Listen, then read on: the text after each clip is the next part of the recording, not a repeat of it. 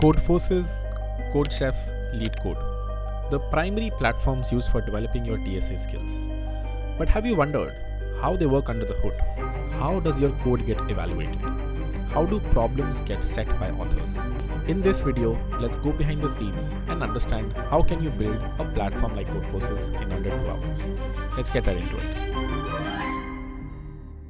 Alright, building a platform very similar to Codeforces or CodeChef.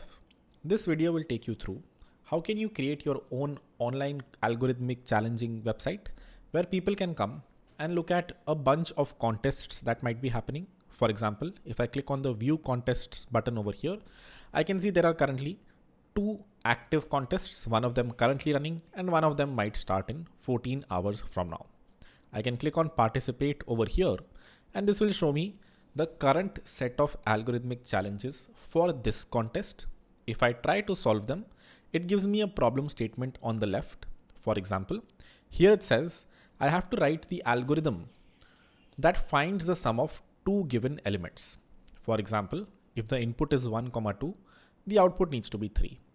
If you look at the right, there is a very basic function signature for me to implement over here. I can change my language if need be. For example, if I want to write my final code in Rust, I can select Rust as the language and start to write my code over here. This is a very simple problem. The answer is simply num1 plus num2 that you can return from this specific function. And here you have solved your very first problem. This is of course a fairly simple problem. Real problems are much more challenging. If you have gone through Codeforces, you probably already know. Then there's a submit button on which you can click, and it usually just tells you whether or not you got an accepted or a reject, which basically means whether or not this algorithm is right or wrong. But you know, some fancy websites also give you individual test case based evaluation. Now, what are test cases? What is this evaluation? Why do I see 4 boxes here? Is something we will be coming to eventually if you don't understand it yet. Lastly, the user can come submit. As you see here, most probably it seems like they passed on 4 test cases. If you go to submissions over here, you can actually see their most latest submission indeed passed, which means they were able to solve this problem. They were able to implement a function that calculates what the problem statement on the left wants them to do. Another problem that existed in this specific contest was simple array. What does the problem say? It says given an array as an input, find the maximum value in it. This is also a fairly simple problem. Max value, let's say equal to 0. For let I equal to 0, I less than dot length, I plus plus. If arr of I is greater than max value, then max value equal to arr of I. Then finally, return max value. This function on the right is a simple implementation of what's needed on the left. Both of these are fairly simple questions. In the real world, you'll see much more harder questions to implement. But just for testing purposes, to understand things are working right and how are they working, we'll try to submit a problem. And in this case, it does succeed again. If I do return something else, for example, I return a random value over here, return 0, and don't write any algorithm and try to submit, what do you expect should happen?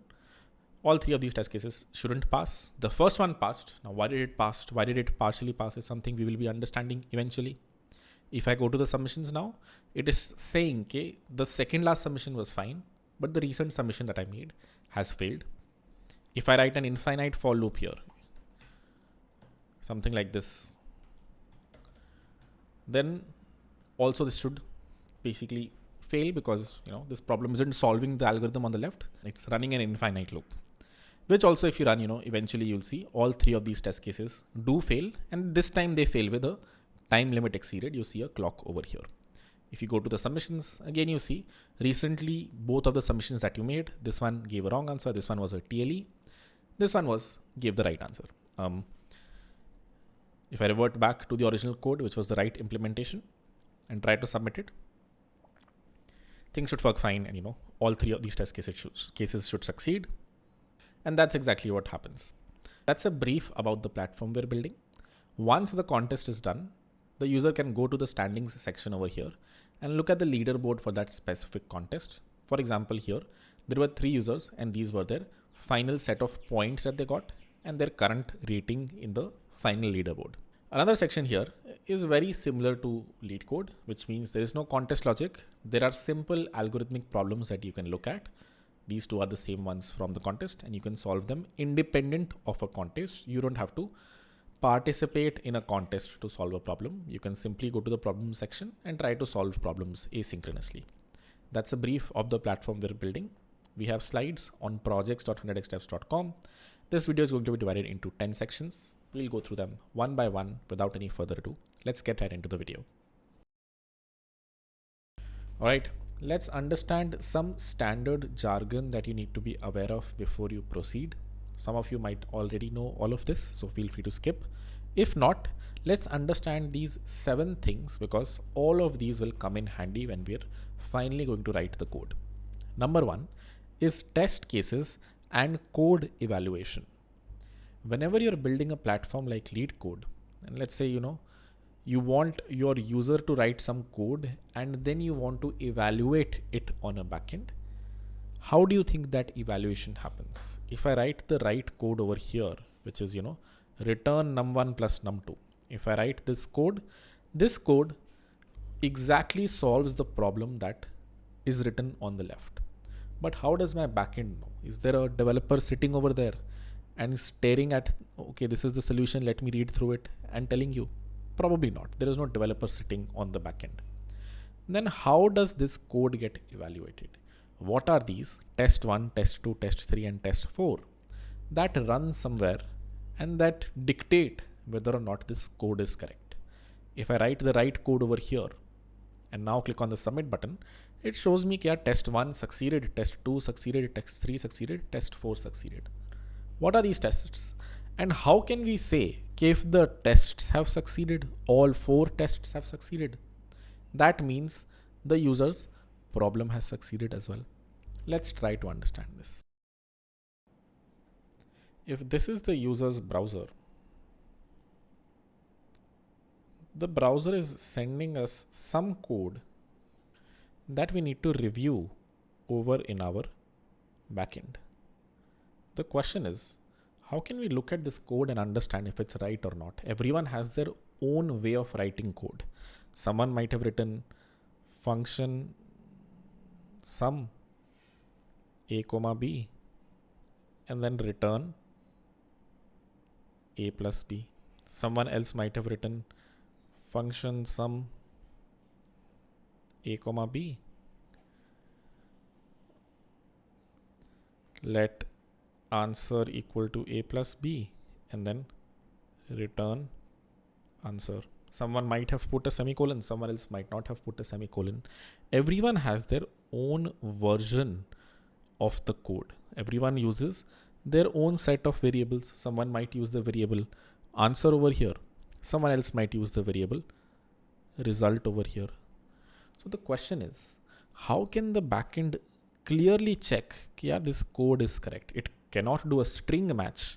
We cannot store all of these versions on the backend and then be like, yeah, one of these versions matches this code. That means we're good to go. If we cannot do that, how can we evaluate a user's code? And the answer is using something called test cases. One big thing you need to know is that whenever you're on such an algorithmic problem website like lead code or CodeChef or codeforces, you can always fake the system. I repeat, if this is your browser, you can send some code that might actually be wrong, but the backend will tell you your code is right. It can basically have cases where the code is incorrect, yet you're able to pass. How? Because the way this evaluation happens is using something called test cases. For example, in our case, what does our function signature look like? There's a function sum that takes 2 inputs and needs to return the sum of these inputs. What if I create a few test cases for this? A test case looks something like this. If the input is 1, 2, the output should be 3. If the input is 0, 0, the output should be 0. If the input is 100, 100, the output should be 200. What if I create a bunch of these test cases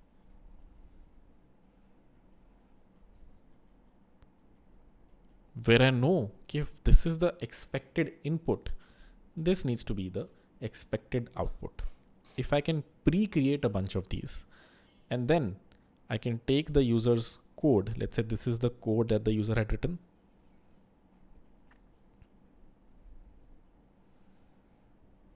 And I can run these test cases one by one on the user's code. And as long as the user's code spits out what is expected, we can say the user has written the right code.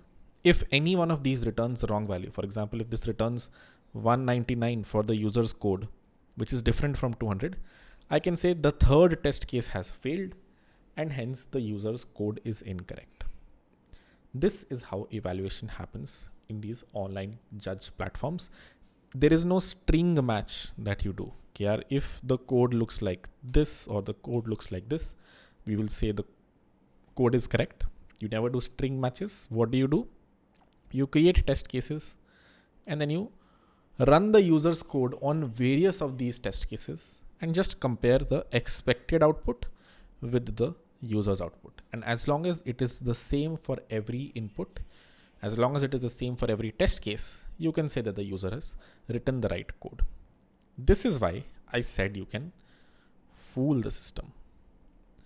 Let's take a very quick example. Let's say I wrote function sum a comma b, which returns simply a. It does not return the sum of a comma b. But what if my test cases look like this? The first test case is 0, 0, expects the output to be 0. And the second test case is 20, 0. It expects the output to be 20. And there are just two test cases.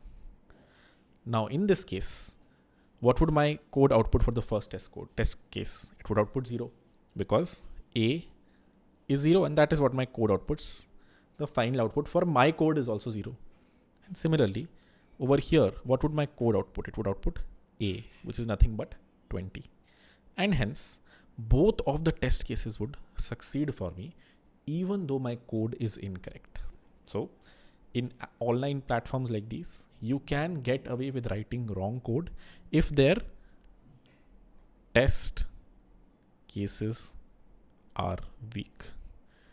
If the test cases are weak, for example, here they only have two test cases which totally miss. If the user has written this wrong code, then also this will succeed. It totally misses the test cases where B needs to be taken into consideration. The right code is A plus B. But even if I write A, it works because my test cases are weak. It doesn't cover a bunch of corner cases. This is why, you should write a bunch of test cases. For example, for this specific code, the test cases should cover negative values. They should cover 0 values. They should cover very big numbers. They should cover, one negative value, one positive value, so on and so forth. You should have a bunch of these test cases. And then, you can approximately be sure if each and every of these test case succeeds, then, the user's code is most probably right. Can the user still fake it? Yes. This is why a concept of hacking exists in codeforces. If you've ever tried hacking in codeforces after a contest, I don't know if it still happens. It used to happen back in the day. And that over there, you exactly do this. You find a test case where a user's code might have failed. A different user's code might have failed. Let's not go there though. So do we understand how does code evaluation happen in these online judges?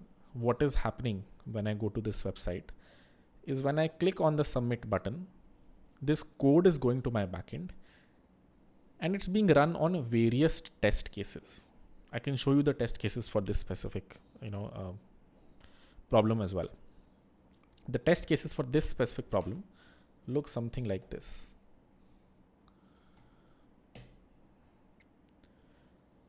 If you go to inputs/0.txt, this is the first input 1, 2, and the expected output, can you guess? It's 3. Similarly, the second test case is 0, 0. The expected output is 0. Third test case is 100, 100. Expected output is 200. And fourth test case is 1000 plus minus 1000. The final output is 0. Can you now get, even if I write the wrong code over here, if I return just 0 over here, I was still able to pass some test cases. Test case 4 and test case 2 still succeeded. My overall submission failed because even if one test case fails, you say that the user's code is incorrect. But I was able to get away with 2 test cases because 2 test cases over here expect the final output to be 0. 2 test cases over here have the inputs as plus 1000 minus 1000, which evaluates to 0. And the other one has 0 as the first input and 0 as the second output. So here, if those were the only 2 test cases, this code would have succeeded, even though this is incorrect code. So this is how you do evaluation on a online code execution engine. You have 70, 80 of these usually in a platform like codeforces.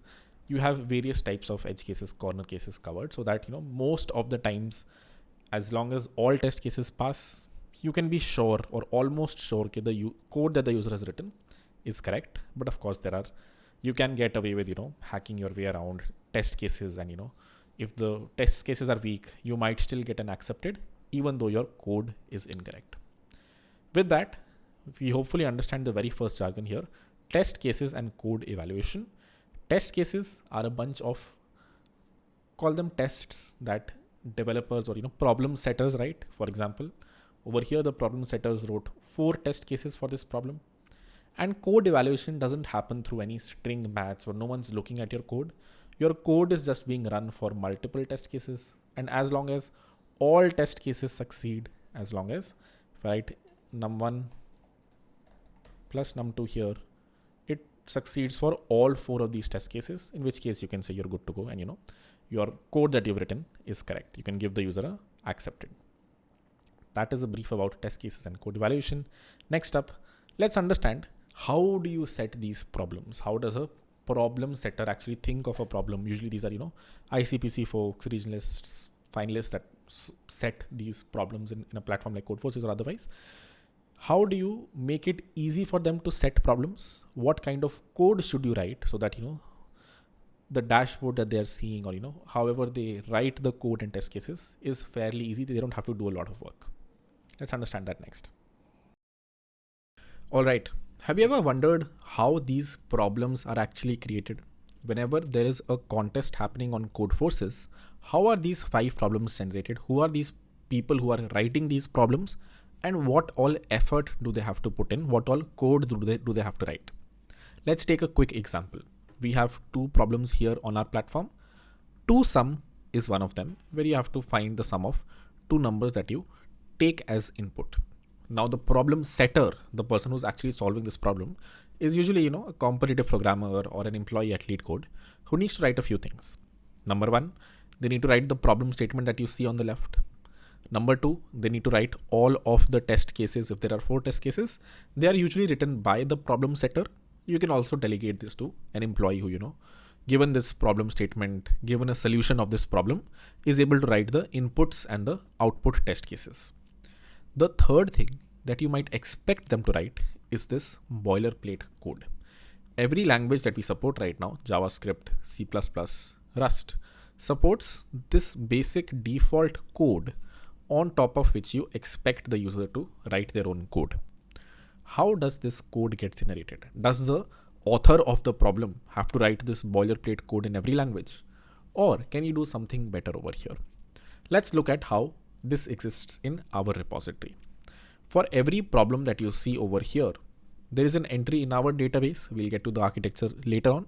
But along with that entry, we expect the problem setter to number 1. For example, if you look at the ToSum problem, give us the problem statement, which means, this thing that you see on the left is actually stored in a database as well, but also in a GitHub repository. This is the architecture that we took. Codeforces might have something else.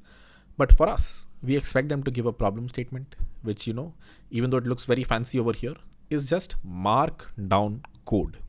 If you don't know what markdown is, it's basically writing a text file with some, extra things on top. Just search for markdown after the video right now. Basically, you can add 2 hashtags like this, which translate to a heading. So if you look in the final render over here, you see a heading over here. The reason this is a heading is because you added 2 hashtags over here. This is plain text, and plain text is what you see over here. This is a slightly smaller heading, which is why you see 4 hashes over here. So this is how you can write rich text code, or rich text rather than writing simple text. You can add, headings, these blocks like these. For example, this 1,2 block looks something like this in the problem statement. It's a fairly common thing if you want to write rich text. What does rich text mean? It means not just simple text like this, but adding some headings, creating some tables, things like these. You can use Markdown for that. So this is the first thing we expect here. Whoever is writing the problem statement, please write this. If you ever contribute to this platform in the future, you will be expected to write at least the problem statement. But what else does the problem setter need to write? Let's go back to the toSum folder. The second important file over here is structure.md. This shares the structure of the final problem. If you look at the raw file, it looks something like this. It says, okay, this is the name of the problem and this is the function name. This is what we expect the user to finally see in the boilerplate code of every language. If I open Rust, I see some over here. If I open C++, I see some over here, and same for JavaScript. If the user can give us a structure of their final inputs and outputs, for example, over here, the input is expected to be, the first field is going to be a number called num1, the second field is going to be a number called num2, and the output is going to be a number called result. This, if the author of the problem gave us this much, we can figure out that the JavaScript code should look something like this. The C++ code should have an int1, int num1 and int num2 over here. We can convert this structure over to this code over here for every language. This is an over optimization we have done. Codeforces doesn't give you any boilerplate code. LeetCode does. We wanted to cover a bunch of features, which is why we give the user boilerplate code. But we don't expect the author to write boilerplate code for every language. We do expect the author to give us this structure.md file, which has the structure of the problem. We can take this and translate this into any language of our choice, be it Rust, JavaScript. We can convert this into this boilerplate code that you see over here. Question is, how do you convert this into various languages? We will come to that when we reach the final code. But what is this section about? This section is about, number one, how does an author set a problem? Number two, boilerplate generation. If the author gives us these two, as well as the tests, for example, the author might say, the first input is going to be 1,2. And what is the answer for this going to be? If I go to tests/outputs/0.txt, the answer is going to be 3. This is another thing we expect the problem setter to give us. A lot of times the problem setter is the competitive programmer. So you might hire someone to, write all the tests for your specific problem. The problem setter only needs to worry about the problem, the structure, and the solution. The solution is also something that the author should provide, because these tests can only be written. You can write whatever inputs you want, but the right output you will only know if you have the real solution of the problem. So whenever an author is writing a problem, they're also giving you the solution of the problem. So what are we expect from the author? Number one, the problem statement. Now you can expect this to be plain text. If you want it to look slightly better, then you can expect the author to give you markdown code. That's the first thing we expect. The second thing we expect is the structure. Just tell me what the inputs and outputs of this problem look like. I will parse this structure and convert boilerplate codes for every language. I will use this to create a basic JavaScript boilerplate code, a basic C++ boilerplate code, and Rust boilerplate code. What does boilerplate mean? Boilerplate means starter code. And lastly, we expect them to write the tests. Whenever they're writing the tests, they most probably need the solution of the problem, because they will just write the input, let's say 0.txt, and then they will feed this input to their solution, which will spit out the output. This is how the output is actually generated. The competitive programmer isn't smart enough to know if the input is 1,2, then the output would be 3. They just run all of their inputs on the right code and figure out the right output and pre-fill, the inputs folder with as many test cases they want and the output folder with as many test cases they want. How does this GitHub repository eventually reach, this section right here where these tests are being evaluated is a different question for later. The question right now is, what does the problem setter need to write? And the answer is, they need to write the tests, they need to write the problem statement, they need to write the structure. And if they are writing the tests, most probably they have written the solution as well.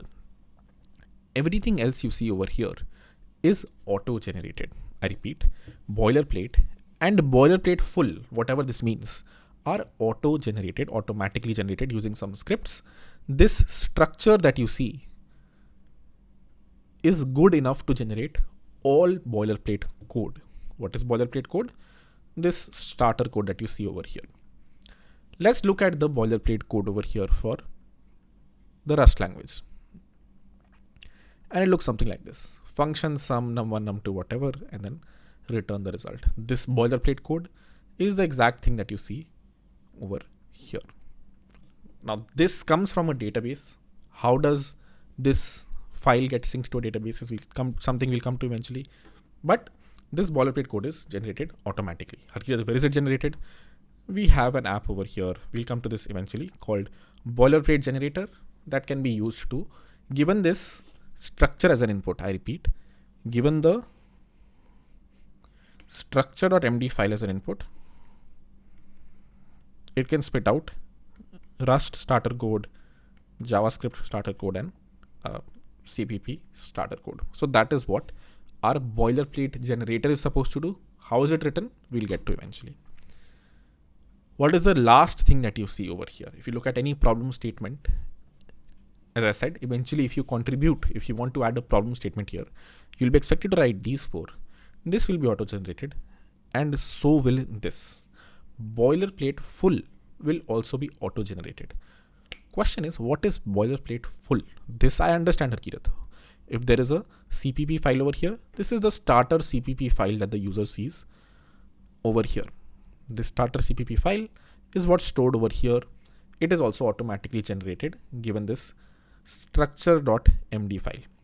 What is boilerplate full? Let's look at one of these. Let's look at the function.javascript, for example. Try to breathe this in a bit. What is it doing? It is saying user code over here. The final user code, if the user wrote some JavaScript code, which is the actual implementation, let's say it returns num1 plus num2.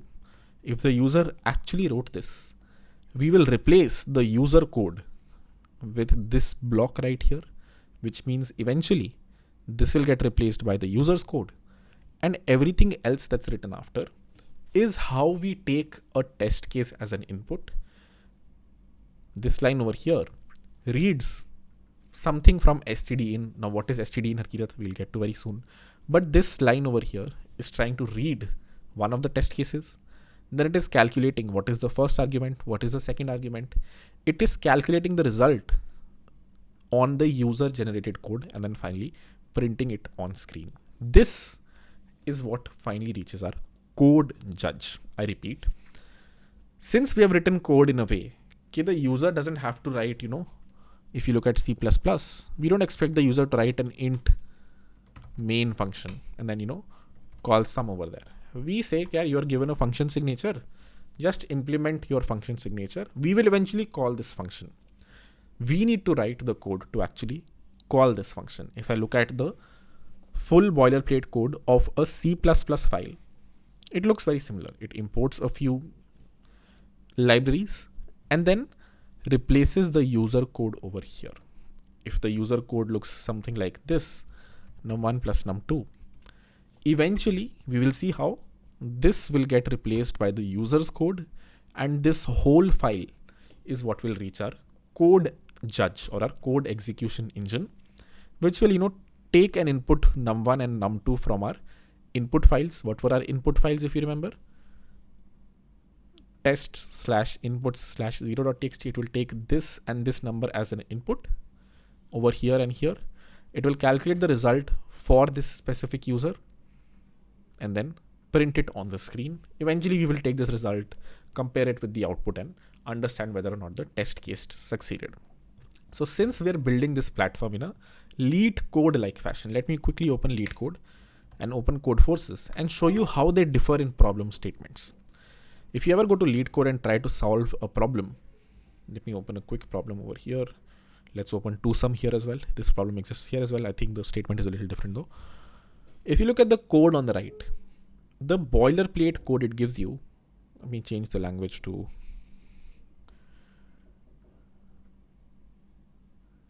JavaScript. As you can see, it gives you a function that you have to implement. It never calls the function. This function calling is being done somewhere else in the lead code systems, because just defining a function isn't enough, right? You need to pass it some inputs, you need to get the output and then compare it with the real solutions output. We do that. We do something very similar over here. Okay, we expect our user to only give us a function signature, but we have to write the code to actually call this function, actually pass the inputs to it, actually get the output and compare it. And hence, the other thing, we don't expect the problem setter to give us. We automatically generate is this boilerplate full code. The user never sees this. On lead code also, you never see, ToSum being called. You're not expected to call ToSum. If you define this function, it does nothing. Only if you call this function does this actually get called if you pass some inputs to it, right? But they don't expect you to call it. They say, fill this function up. We will eventually call it. Leave that to us. Since we are the platform now, we need to do the same thing. And how are we doing it? We are doing it by generating this boilerplate full folder, which takes the user's input and shoves it over here. And then our main function actually calls the function. If I go back to the JavaScript code, you will see we actually call the sum function over here. This file is also automatically generated. If you have the structure, if you know here the very first input is going to be a number, you can write code to read the complete input file and parse the very first input as num1, parse the second input as num2, and call the sum function, log it on the screen. So this boilerplate full folder that you see is another extra thing we need to add because we are building our platform in a lead code like fashion. Now codeforces expects the user to write the whole thing. Okay, you have to write int main. You have to call, you have to take in inputs. Basically, if you're building codeforces, you need to know what test cases are. They expect you to understand, there will be a file that you have to eventually read and then, print it on screen. And hence, over there, your life will be a little easier as the developer. You don't have to generate the boilerplate full folder, but your life will be harder as the problem solver. This is why people, lead code people understand immediately. Oh, okay, there is a function I need to implement that needs to do something. Let me implement my function over here. In codeforces, you have to write the whole thing. You have to write, a main function. You also have to call the main function. You have to take inputs over here from standard input. What is standard input we'll get to. But you have to write this whole code. You actually have to call the function.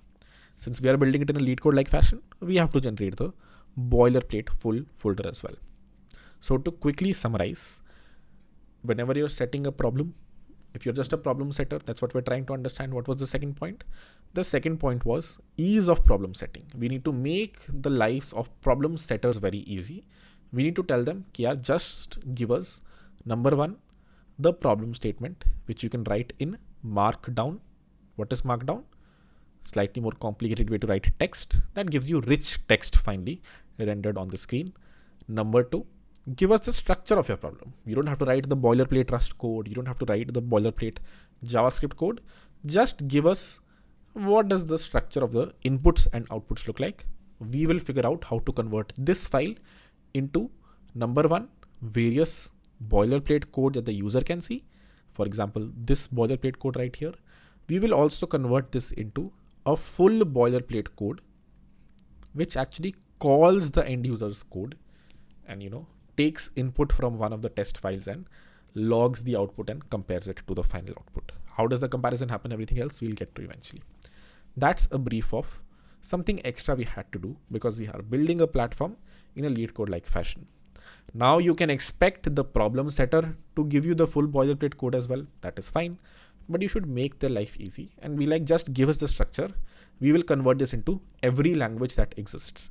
The benefit of this structure is, okay, in the future, if you add another language, you have that script to convert this structure into that language's boilerplate code versus expecting the author of the problem to write this boilerplate. So that is ease of problem setting and boilerplate generation.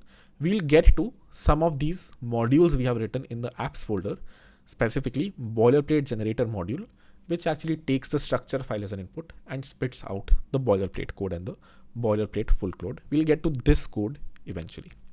Let's get into the third thing you need to know, the third jargon you need to know, which is storing test cases in file system versus object stores versus databases.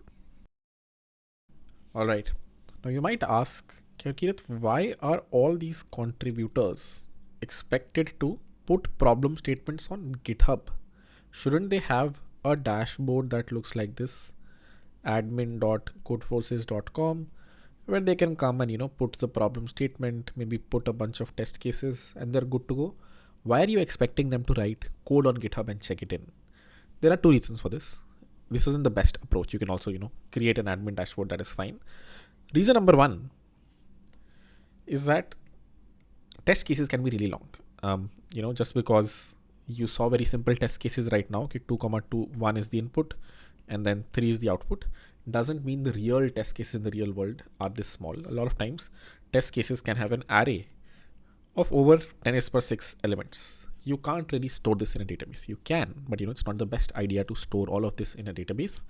This should either go on something like GitHub like we have, or should be stored in an object store like S3. Such a big file doesn't make too much sense to store in a database. Now you can still give the user an admin dashboard, but whatever test cases they are writing, they should eventually either reach an object store or GitHub, doesn't matter which place. Ideally, an object store is a better place to put it. But the reason we chose GitHub was ease of setting problems, so that we can crowdsource a bunch of problems. Since there is GitHub out here, people can come and create pull requests with their problem statement and the structure and a bunch of test cases. We can review them properly on GitHub and then just merge them in. The downside of this is, if this is a public repository, then everyone can look at the problem statement up front. So you have to protect the GitHub repository some way. But irrespective of whether you go with an object store like S3 or with GitHub, either way, you need to do one thing. You need to make sure all the test cases are not stored in your database. They are stored, in someplace else, be it GitHub or be it an object store. The other reason to choose GitHub, I'll explain this a little bit right now, and eventually we'll understand this better, is that wherever you're storing your final judge, what is your judge? The thing that evaluates the user's code. You can just mount a folder over there which has all of these problems. The problems folder that you saw on GitHub, this problems folder, which has all of the problems, let's say there are 1,000 problems or even 10,000 problems. Each problem will have a bunch of test cases. You can mount all of this complete folder over to the code judge, which is actually evaluating the problem. Where the user's problem comes, you have all the inputs and outputs available on this specific machine. You can just use them and pass them to the user's code and spit out the output, compare the output right then and there, compared to getting it from S3. That is the other reason that we chose storing all problems on GitHub, so that you can, because these problems aren't too big, the test cases aren't too big. You'll have at max 5,000 problems. Each problem will have, let's say, 20 test cases. Each test case will be a megabyte. If you multiply that, that isn't too big of a number. Maybe it's 1 GB, 2 GB, 10 GB. You can store all of this 10 GB. You can store all of this 10 GB data directly on the, let's say, Amazon machine or the GCP machine, wherever your code judge is running. What is this judge? We'll come to eventually. The thing that evaluates the code. You can store all of these problems, their inputs and outputs directly over here, so that whenever the user submits a code, you don't have to go to S3, get back all the test cases over here. You already have them mounted. That is why we have gone with the approach of whoever wants to create a problem on this platform in the future, even if they are employees of this company, let's say, you can create a private repository, but people need to create a pull request, put a problem statement, put the structure, put the inputs and outputs, and then, if everything looks right, it will get merged. Even when there is a contest, you can create a private repository, you can create another sub repository and expect whoever is setting up the contest to put all of the problem statements there and eventually take them to your judge servers.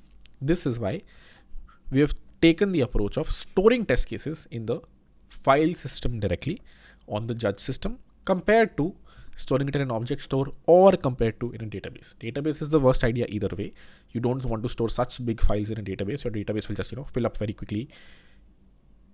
Debatable, but you probably don't want to store such a big file over there.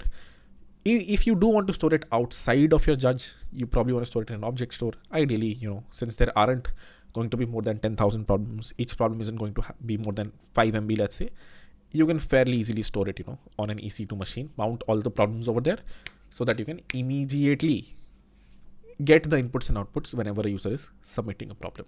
Now, this isn't the only approach.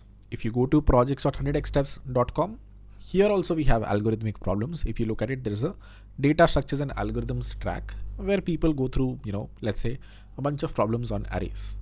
Here, the judge that is written evaluates the test cases from the database directly, because here we have very weak test cases, not very long test cases, in which case it is fine. But usually, if you want to create a website like codeforces or LeetCode, you want to have strong test cases, sometimes really long test cases. And in that case, you can't store them in a database, store them in an object store, or store them directly on the file system with the judge that is eventually evaluating all of your problems. With that, let's move to the fourth point, sandboxing code. All right, sandboxing code. I have a detailed video as to why building a platform like LeetCode is really hard, and you need to make sure you're sandboxing code correctly. This is the video. You'll find it on the top right if you click on the eye icon. Let me take you briefly through why you have to be very sure your systems are very secure in case you're building a platform like LeetCode. This is Replit, very similar to LeetCode, where I can put some C++ code of mine and click on the run button. But notice the code that I've written. The code says int result equal to system ls. This system function lets me run a certain command, a bash command, on the machine that is finally evaluating this code. The one thing that a lot of you might not know is your browser can't really run C++ code. It actually can, but when you go to a website like LeetCode, or even if you go to our website, when you click on the submit button, this code is running somewhere else. It's running on a judge machine. And unless your code is sandboxed, what does sandboxing mean? It basically means if this is our judge machine where an external user is sending in some code, their code should run in some mini sandboxed environment. If the user tries to do something fishy, it should happen in this mini computer. It should not happen on our main AWS machine that's running the judge. So the thing to keep in mind when you're building something like LeetCode is that the user can send you any arbitrary code. You're taking code from an untrusted person and running that on your own machines. You shouldn't simply run it directly on your machines. If you do, they can do a bunch of shady things. What are these shady things? Again, go through this video. It discusses it in detail. But briefly, they can look at the contents of your judge system. They can read through secrets. They can read through your code base by doing something like this. As you see over here, I run the ls command and I can see there are 4 files that exist on this specific Replit container that is running my code. Whenever I run this specific code, it runs, the code goes to a Replit machine and it runs somewhere, most probably in some sandboxed environment. I'm still able to explore the sandbox. I can run a command like reboot to reboot the sandbox. But since it's a mini machine, the main AWS machine of Replit isn't affected. You just kill your own sandbox, which I'm sure they just recreate anytime you reboot it. So whenever you're running untrusted code from other people, you should not run it directly on your machine. You should run it in a sandboxed environment. What does sandboxing it means? It means even if you blow this server up, your main AWS machine is good to go. There should be limits on, if this specific machine should only be able to use 1 GB of RAM, or, should only be able to use 1 vCPU of the main AWS judge machine. No single person who's sending you untrusted code should be able to hijack your big machine. You should run it in a sandboxed environment. This is something that's really hard to build. This is something we're using Judge 0 for, which is something that lets you do exactly what we want here, which is take some arbit code from the user and run it in a sandboxed environment. You can build this yourself also. It's not too difficult to build. I've discussed a few times on the channel, and there's someone who's building it as well. But if it's already out there, well tested, and maintained, open source, you can always self-host it and run it yourself rather than reinventing the wheel. That is why we've taken the approach of using Judge 0, which is a library that lets you run arbit code. For example, code that looks something like this on servers of yours in a sandboxed environment. If you try the same thing here, if you try to submit, arbit code that tries to run ls, you will still be able to run ls. You can still reboot the machine. You can do a bunch of things. You can actually, make sure your system doesn't have the libraries that are needed to run a system command. You can, if needed, protect your servers a little bit more. But even if it does, let the user run something. As long as it's in a sandbox, you should be fine. You don't have to worry about it. That is what the fourth point over here means. Fairly common thing you have to do whenever you're doing remote code execution, whenever you're taking code from an untrusted source. People who come to this website are highly untrusted. God knows who this person is or what they're trying to do. So whatever code they're sending you, you shouldn't run it directly on your machine. You should run it in a sandboxed environment. How can you do it? You can do a bunch of things. You can spin up a Docker container where you run their code. You can have very high limits on this Docker container. You can use a different container. It doesn't have to be a Docker container. Or, you can use Judge 0. However, they are sandboxing code. I have no idea. I haven't looked at the code. But, this is one of their core offerings. Okay. Even if there's remote code that's coming, they make sure, it's not able to hijack the machine on which it's running. Next up, let's understand asynchronous systems a little bit. All right. Before we proceed to understand what are asynchronous systems, we need to understand the problem that we're dealing with today is a slightly hard problem. When you have a server, and this is a user inside a browser who sends you a request, and the request looks something like this. Okay, please run this specific C++ code. Then this C++ code, running it on a machine, is a highly expensive task. It can take up a decent chunk of the CPU. It can take up a lot of time to compile this C++ code into a binary and then run the binary. The user might have written a while loop over here, which is infinite. So it could be a very long process. It could take 2 seconds. It could take 0.5 seconds. But either way, it's not as simple as a browser sending a request to a server hitting a database and returning back the response. Since this is such an expensive operation, you can't do something like this. Here I have a single judge server where whatever browser wants to submit a code, just submit a code to me. I will begin to run it immediately. If 3 people or 4 people send the request at a similar time or the same time, this machine can't really handle running 4 C++ process. It could if it's a big machine, but realistically, if 20 people come, what will you do in that case? And here is where asynchronous systems come into the picture. Here, it doesn't matter how many people submit code. There could be 20 people who submit code at the same time. There could be a single person. You shouldn't immediately start evaluating their C++ code. If they send you some code on a server, you should first push this into a queue so that you have the queue of questions that you need to process. And then eventually your servers should pick them up one by one. Your single server, let's say a single worker, a single judge server shouldn't be bombarded with requests. A judge server should only be able to handle 1 or 2 requests at a time.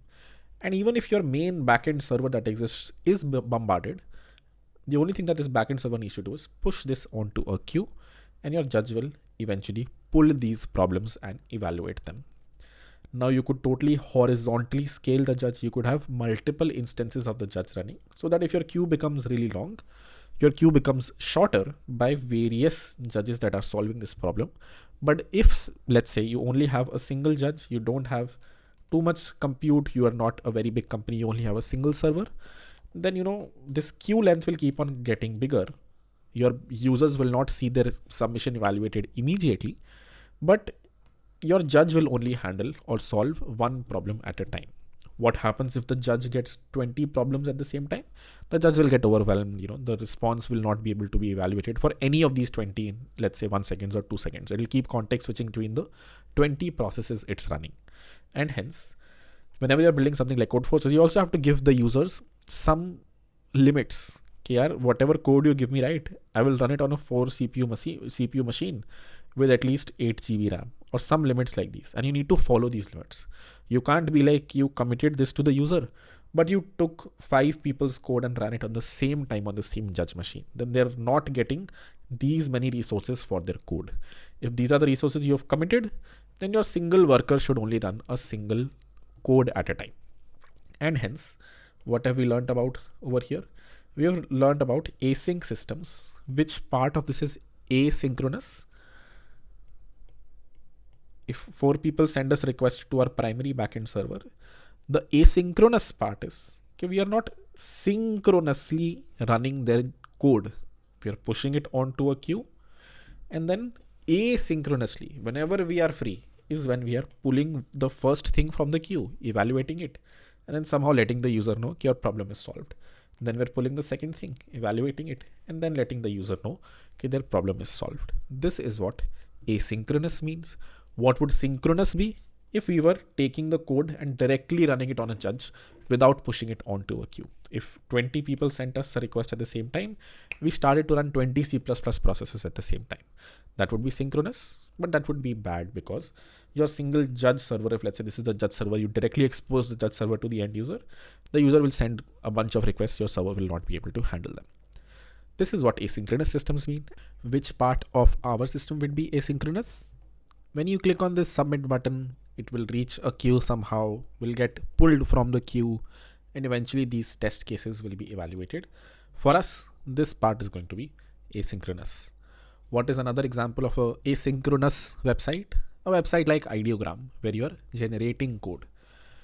Not generating code, generating images. If I type cat over here, you will see it says wait for 112 seconds. These folks also have limited compute. They might have, 20 very big machines that have GPUs that can run these prompt to image generation algorithms. But if 100 people submit them requests, they will be putting them in a queue. And then these workers will be eventually pulling them. They don't have infinite compute. No one does, right? So if even on a website like Ideogram, a lot of people come, they will push their results in a queue, their prompts in a queue, and then their workers will eventually pick them up. Based on the worker length, you can let the user know how long they have to wait. Is it for 70 seconds, 100 seconds, 200 seconds? And finally, the user can get back their image. Anytime you're running something expensive on limited compute, I repeat, this is limited compute. There are limited GPUs in the system, in the world. And you can't handle 1 million requests per second for an image generation task. Similarly, you can't handle 1 million requests a second for a remote code execution task. What is remote code execution? Taking code from someone else's C++ code and running it on your machines. You can handle some based on the number of workers that you have.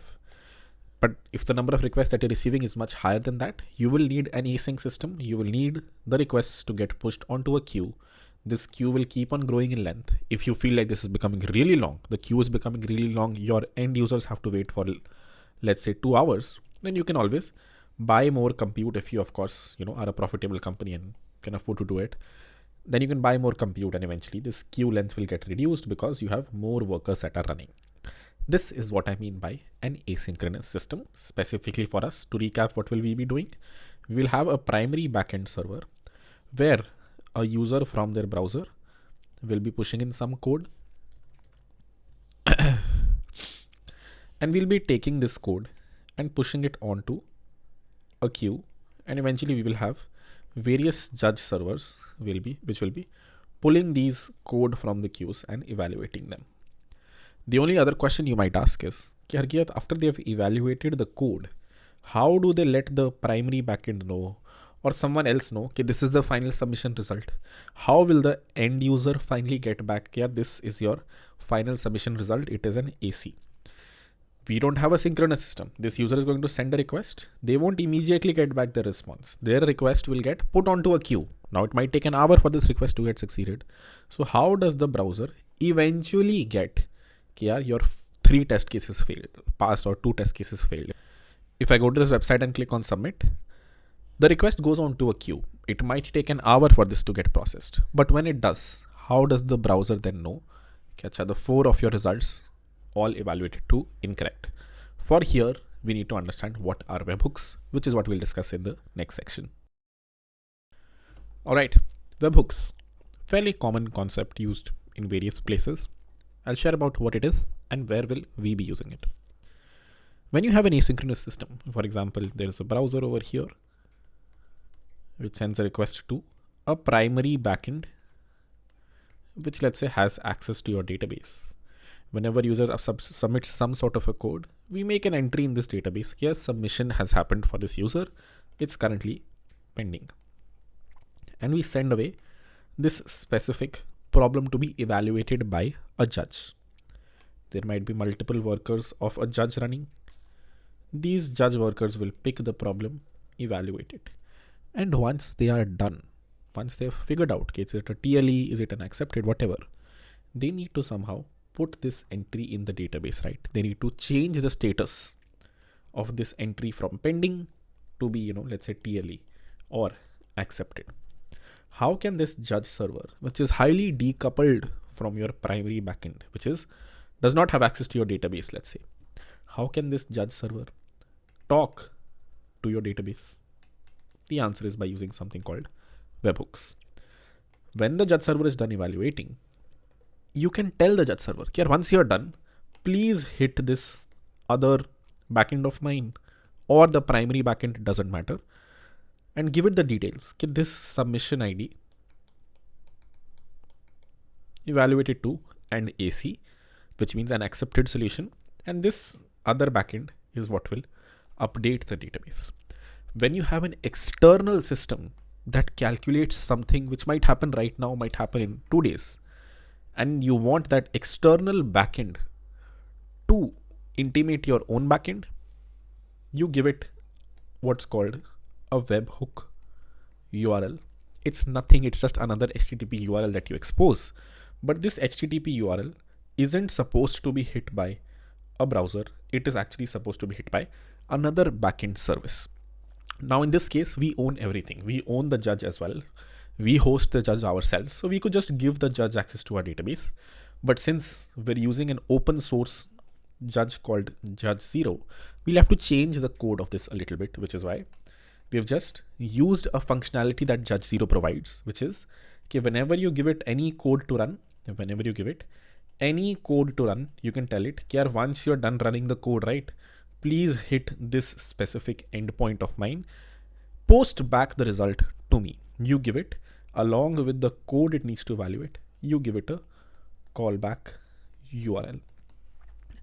When the judge hits your callback URL is when you update the status from pending to AC. Let me show you this in the code a little bit so it's slightly easier to understand.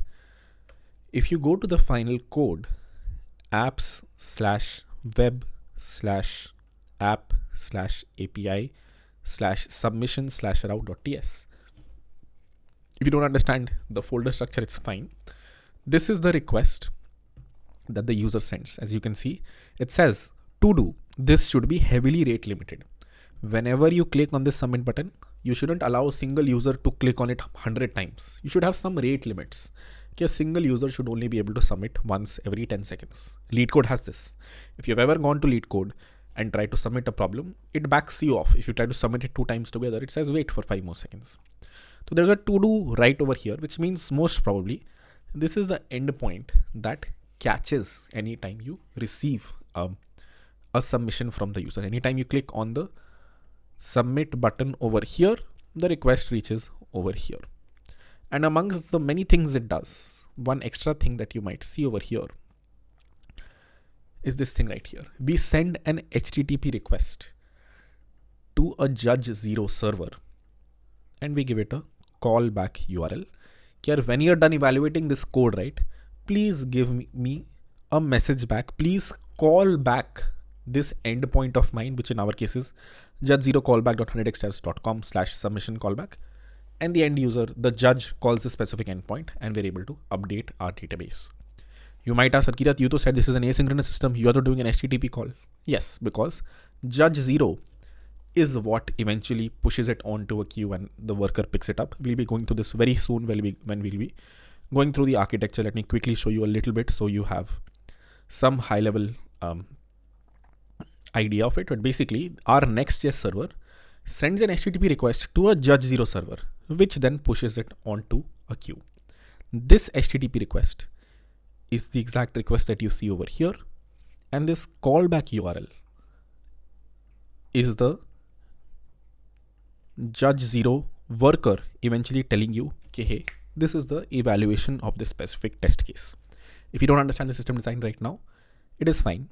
The thing to learn about is just a webhook, which is a commonly used thing, not just here, but in various platforms. If you ever have tried to pay on a website, if you go to makemytrip.com, the final payment page that you reach, which says, pay via HDFC, you eventually go to the HDFC website.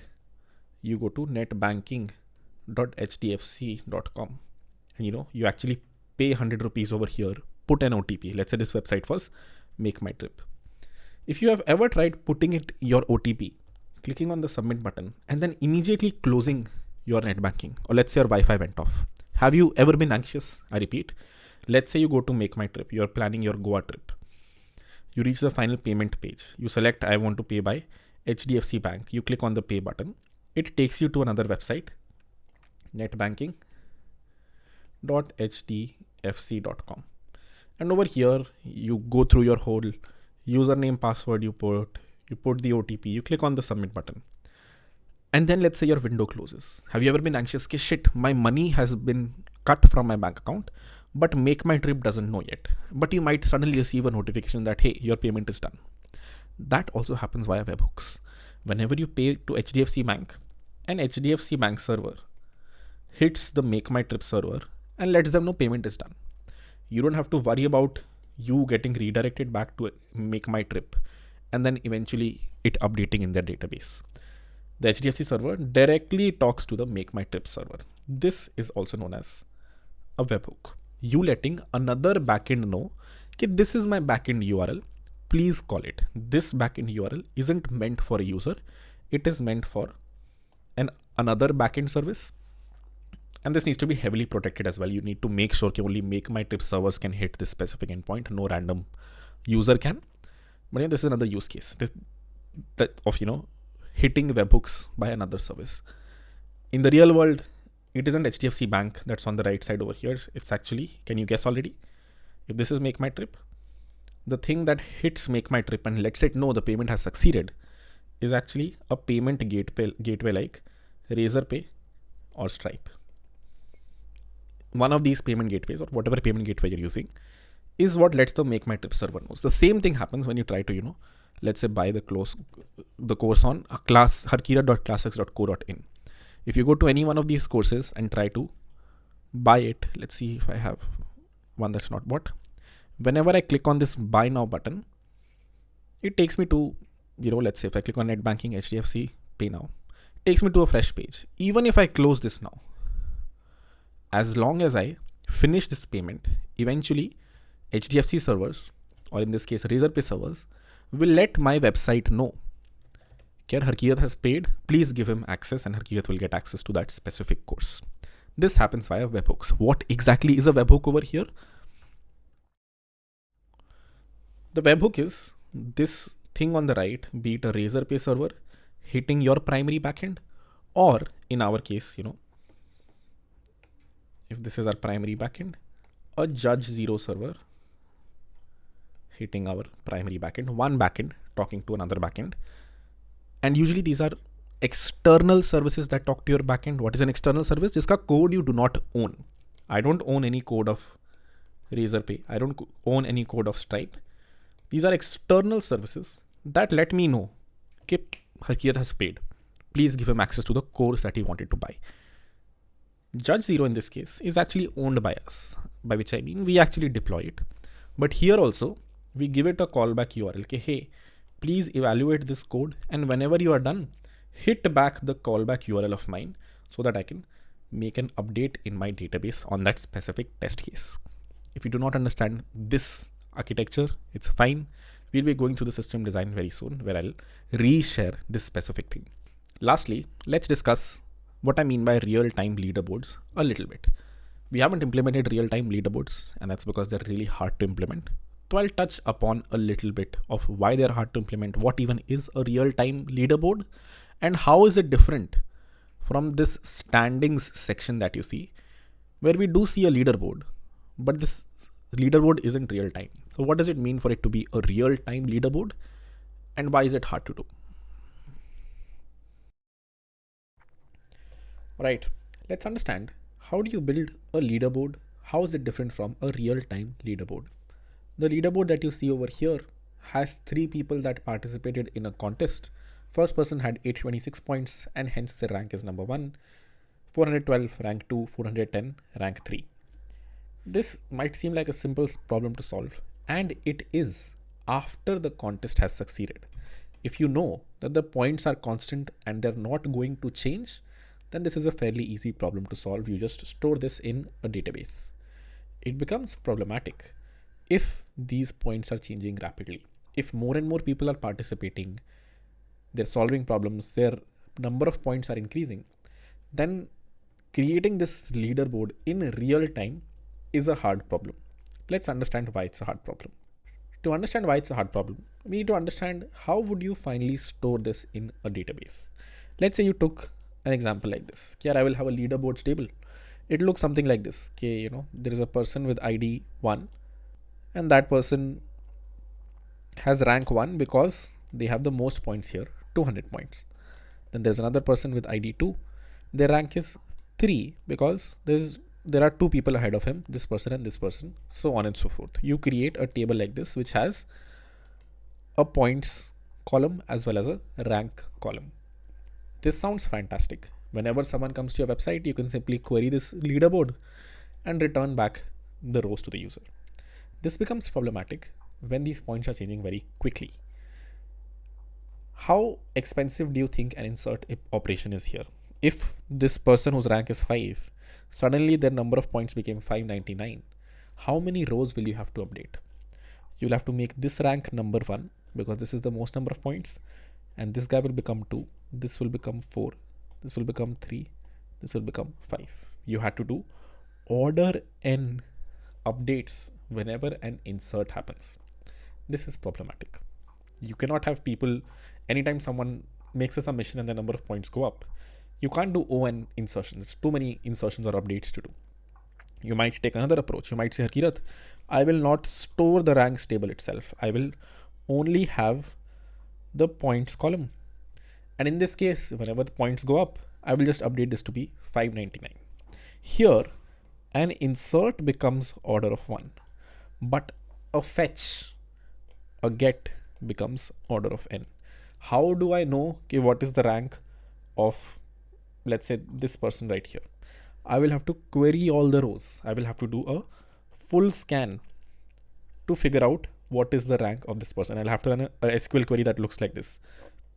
Select count of star where, the points are greater than some certain number, 100. And this will be a full scan of the table. So you can either have order 1 to fetch, but then you will have order n to update, or you can have order n to fetch and then you'll have order 1 to update. You need a better data structure. You need a data structure where both the updates are also slightly better than order of n, maybe order of log of n, and then all the fetches are also slightly less than order of n, maybe order of log of n. This is where you will have to move away from databases. This is why this is a complicated problem, because a simple SQL table isn't enough for you to do real-time leaderboards efficiently. You can still do post-contest leaderboards. After a contest is complete, the points of every person are constant. They won't be changing. Then store whatever you want in an SQL table. Just once run a script that updates the leaderboard. And since they're not changing anymore, you're not worried about updates. You only want to fetch the data. But if you know there are going to be updates in real time, if the user is currently in a contest and you want to show a leaderboard section over here, the user can see their own points. But if you want to show a leaderboard section here, it's a hard problem to solve. You can still do it. Codeforces does it. You can also do it, by hitting the database directly, but you will face issues very quickly. If more than 50,000 people are in a specific contest of yours, your database will get crunched with, so many updates if so many people are solving problems. So you can do one of two things. You can either have an in-memory data structure. By in-memory, I mean you do not use a database, you use something else. A good thing you can use over here, if you read through this online, there are many blog posts on it. This is a solved problem. A lot of people have tried this and, figured out ways to do it. There is something called sorted sets in Redis, which pretty much gives you a data structure similar to what we need. What is something we need? We need a real-time leaderboard, which basically means, we'll be inserting things like, okay, for this user ID, this is the points that this user ID has. User ID 1 has 100 points, user ID 2 has 20 points, user ID 3 has 120 points, so on and so forth. We want these insertions to be order of log of n, and we want what is the rank of an X user? What are the surrounding people around a specific user if you want to show, the user leaderboard and the people around them. If you want to support queries like these also in order of log of n, then one data structure that Redis provides you is something called the sorted sets. This specific blog post, which I'll link in the description, pretty much takes you through the same thing. I did not write this. We will have to write this by the time this gets released and, we actually do a contest on this website, because I think people won't really feel motivated enough if they can't see the ranks. You can pivot this as a feature. You can say, okay, we don't allow you to see ranks for XYZ reason, but Codeforces does. You can see your rank during a contest as well, which means we need to support this, which also means, okay, we will have to introduce a new service in our backend. If this is our primary backend, and we'll be going through the system design very soon. In that system design, we will have to introduce Redis.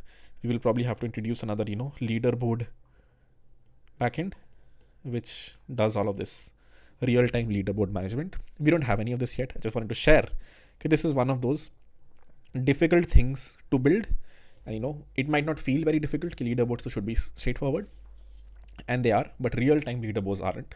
And Google about it, you'll find, a bunch of blog posts, videos around why it's hard. I hope you understand by now why it's hard, and how can you get around it? The way to get around it is find another data structure, which is most probably not going to be a database. You'll have to create your own, either your own in-memory data structure. You can always just store all of this leaderboard in a variable and, do insertions and fetches in less than order of n, or just use sorted sets in Redis. Pretty much let you achieve the same thing. With that, we're done with all the jargon. Last jargon, if you did not understand, it's fine. If you're not implementing real-time leaderboards, just wanted to share, they're hard to build. And what is the thing that's hard to build? A real-time leaderboard. While the contest is going on, while people are solving, while their points are changing, showing them their rank is a hard problem to solve. After the contest is done, then it's fairly straightforward. That part we will actually be building. Okay, how do you find the final leaderboard after a contest has ended? With that, we're done with some jargon to learn. It took a long time. We're going to next understand some good to haves, some things that I haven't focused on in this specific implementation, but might be good to have in the future, or if you're trying to build your own thing. All right. These are a few things that are good to have. Some of these actually are like pretty bare minimum. You should add these before you release a platform like this on the internet. Let's talk through a few of them. Number one, building a judge in-house. We're using Judge.o. As I said, this is a hard problem to solve. Taking remote code from an end user and solving it on a server of your own. There are a lot of security issues here. You don't want to run this code directly on your machine, and hence you use an asynchronous architecture. You sandbox code really well so that even if the user sends you some erroneous code, it doesn't blow up your EC2 machine that's running it. You can build this whole architecture yourself, or you can use an open source online code execution tool similar to Judge.0. What is Judge.0? The most advanced open source online code execution system in the world. pretty much builds, this thing that you need over here. Okay. It can take a specific code from a user, push it onto a queue. It has the concept of workers, and these workers can evaluate your code. This system you can build yourself. It's actually a decent idea to build it yourself. If you do, you can get around a bunch of overhead. I'll talk about what that overhead is when we reach the system design. But basically, we have a separate system that's solving. We have separate databases that are storing, the results of a user's submission. That's not super ideal. It still works, and you probably don't want to reinvent the wheel and rebuild this whole thing, rewrite this whole thing. It's written fairly well, it's well audited, and you can always fork this out and build on top of it. But at the same time, there are benefits of owning this code, or at least understanding this code, so you can tweak the judge a little bit for your specific requirements. A few things that I can think of is, the judge has its own database that maintains, and our codeforces platform has its own database. A good idea might be to merge both of them so that you're storing data from both the places in a single source of truth. That's just one of many things you can do if you own your own code execution engine. It's also a decently challenging problem to solve, so feel free to build your own judge. At the same time, don't reinvent the wheel. If you think this is good enough and it works for your use case, just use an open source code execution engine like Judge Zero.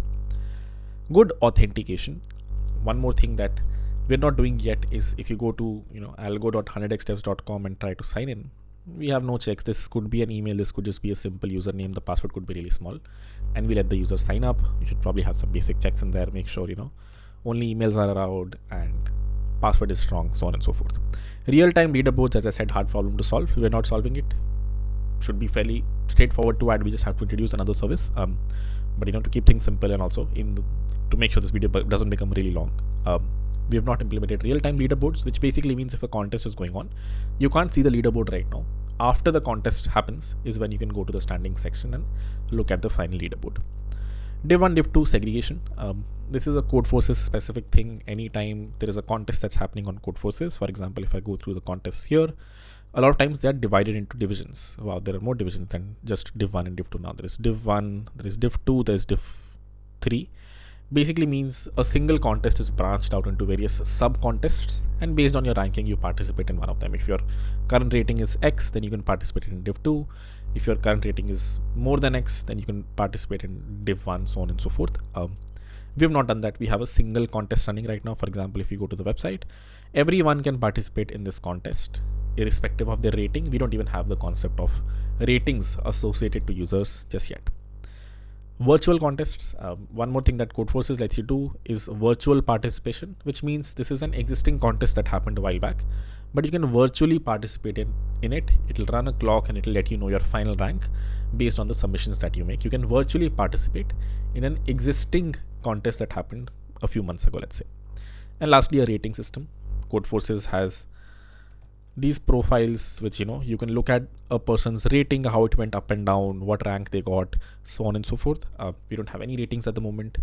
These should be fairly easy to build. If you have leaderboards, whenever the leaderboard is being generated, you should add or subtract something to the user's rating based on their performance on that specific contest.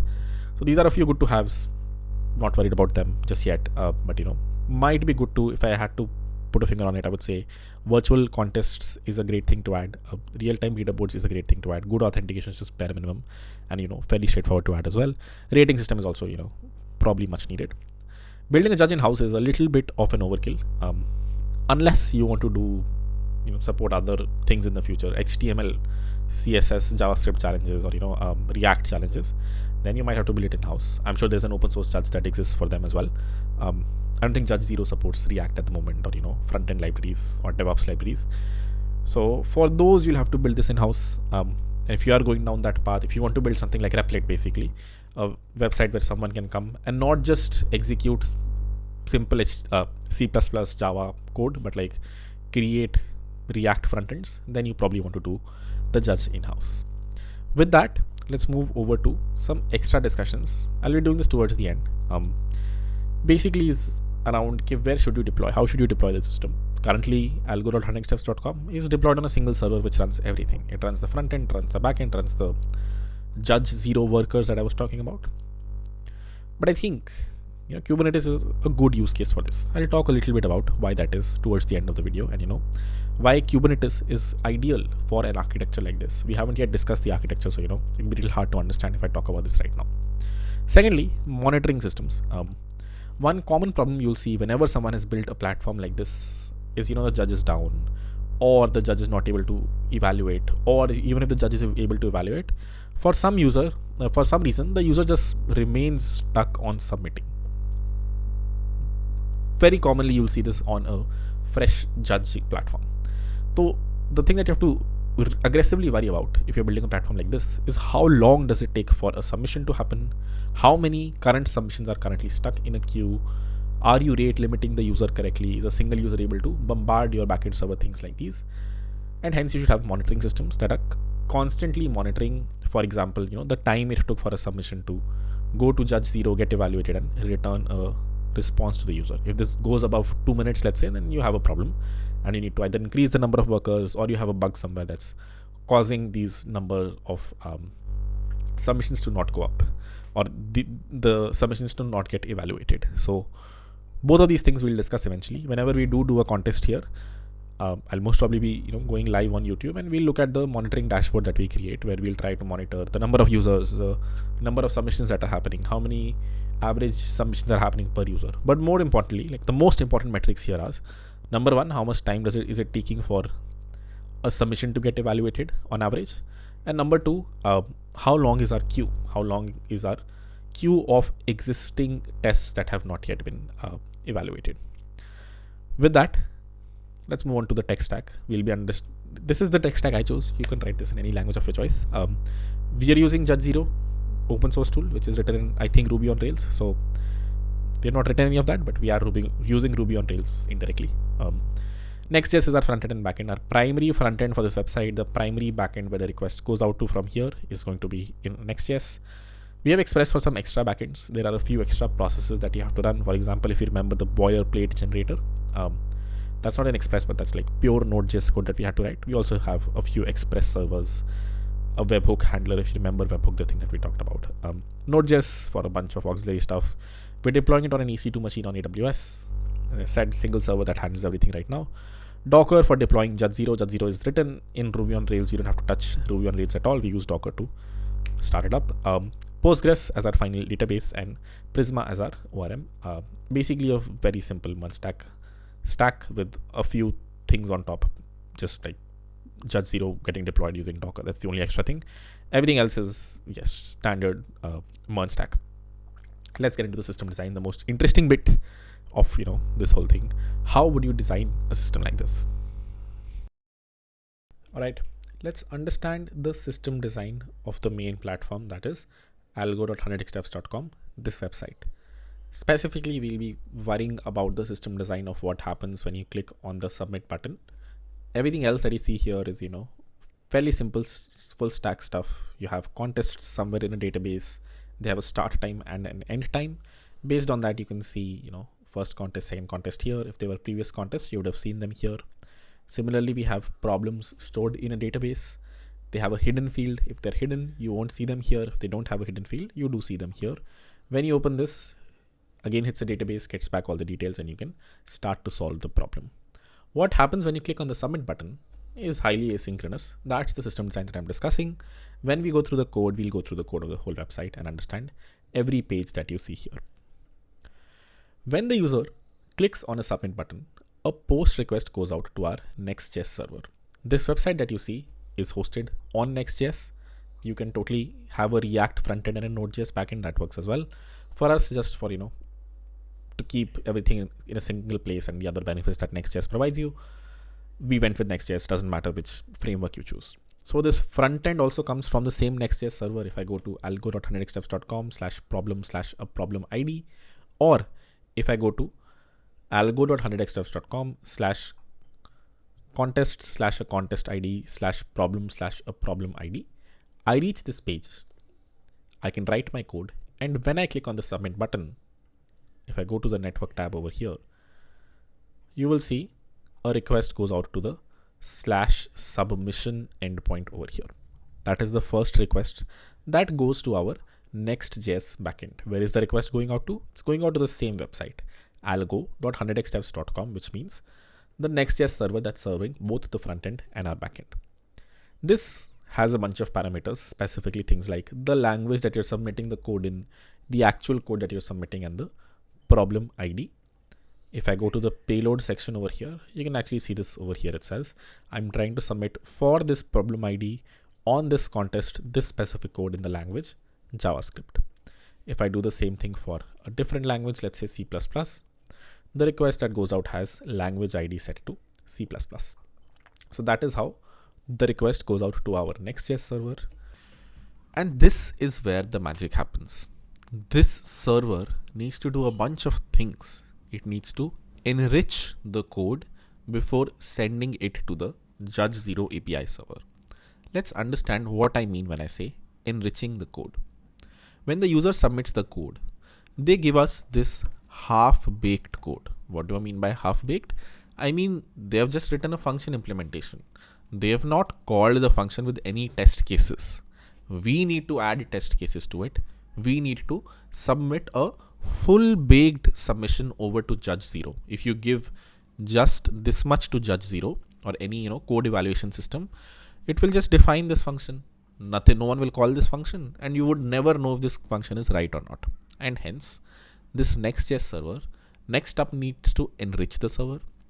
It needs to add all the test cases in a Postgres database and then forward the request to the Judge0 API server.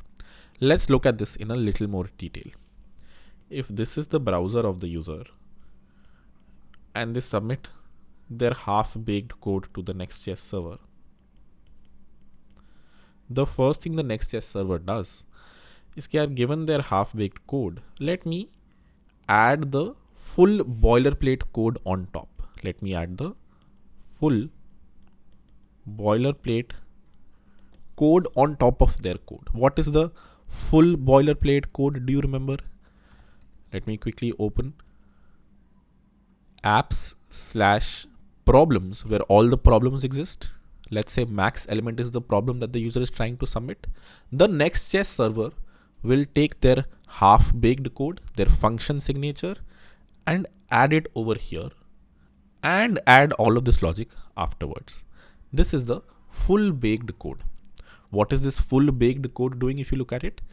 It is reading inputs from an input.txt file, not an input.txt file. It's actually reading it from stdin. What is stdin, Harkirat? Anytime you start a process, right? Whenever you do node function.js eventually, you can pass it some inputs either from a file like 1.txt or from what's called standard input. Standard input means you are piping in a file as an input to the process that is going to start. And whenever the process logs something, whenever there is a console.log that happens over here, that gets put out to standard out. This is standard way to provide input to a process and get output from a process to compare to your final output that the problem setter put. This is exactly what this file bakes in. It says, I'm going to take input from the standard input /dev/stdin. You can also replace this if you want with, something like a1.txt, 2.txt, your file input if you want. But in our case, we're getting it from standard input. We trim it up, split it by new lines. Basically, if you look at every input that's present here, they're sometimes split by lines. They're not in a single line. 5 is the first input here, then there's 1, 2, 3, 4, 5. This 5 over here means, okay, this is an array of 5 elements, and then there are 5 elements after that. This is standard how you take input in any codeforces problem as well. If I open codeforces, let's go to contests. Let's open a problem which has an array as an input. It says Sophia has an array of n integers a1, a2, an. This is the input. And if you look at their input file, it looks something like this: 3, 1, 2, 1, 1, 3, 2, 4, and then it has 4 inputs. 4, and it has 4 inputs and 4 inputs. 2, and it has 2 inputs. Whenever you're defining an array, if you look at this problem statement, it will mostly be along the lines of, okay, you have 2 arrays of a certain length and then a single array of a certain length in all of your test cases. So if you look at their test cases, you can see they have total of 7 test cases. First test case has 3 lengthed arrays over here and then a 4 lengthed array. And then the second test case has 4 lengthed arrays over here and then an array of length 2 and then an array of length, 2 arrays of length 5 and then 1 array of length 3, so on and so forth. So this is if you've done algorithmic problems before, if you've solved any codeforces problem, you already know this. If you have an array as an input, you don't give it directly. You first have to give the length of the array and then you give the actual array elements afterwards. We copy all of these files and we have them here in our input. Then the first element we pull in this max element function is the size of the array. Again, what was the first element present over here? If you go to tests/input/1.txt, maybe 0.txt, the first element is the length. That is exactly what we've done here. And then we get the array as the rest of the elements. And we pass that array over to the max element function. Then we log the output over here. So we're taking input from standard input, we're logging output to standard output, and we're using your function, the function that you gave over here is being replaced over here so that it can be called right here. Now this is the wrong function. This one says sum over here. But if you go to the other simple array function over here, then this has max element. If you replace it over here, max element is what gets called. So we have to enrich the end user code. Codeforces does not expect this, but LeetCode does, since we're building it in a LeetCode fashion.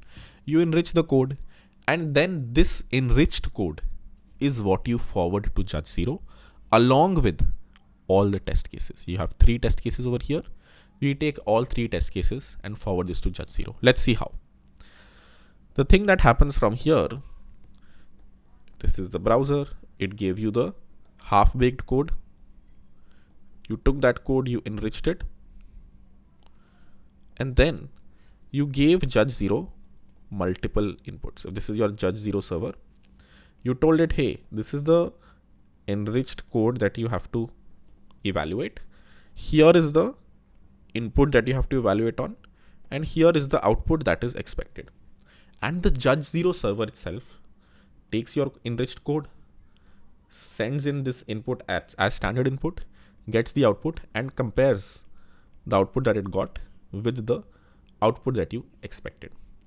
Thankfully, Judge 0 is built in a way where if you give it a code, give it some standard input, give it some standard output, it will know, okay, this input I need to send to this code, and whatever output comes out, I need to compare it with this output. As long as both of these are the same, then you can say, okay, yes, the code has passed. If they are not the same, then you can say the code has failed.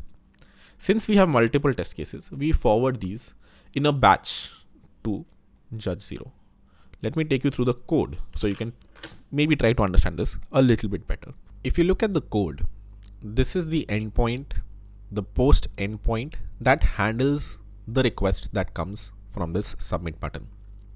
If you look at the post endpoint, it first checks, is the user logged in?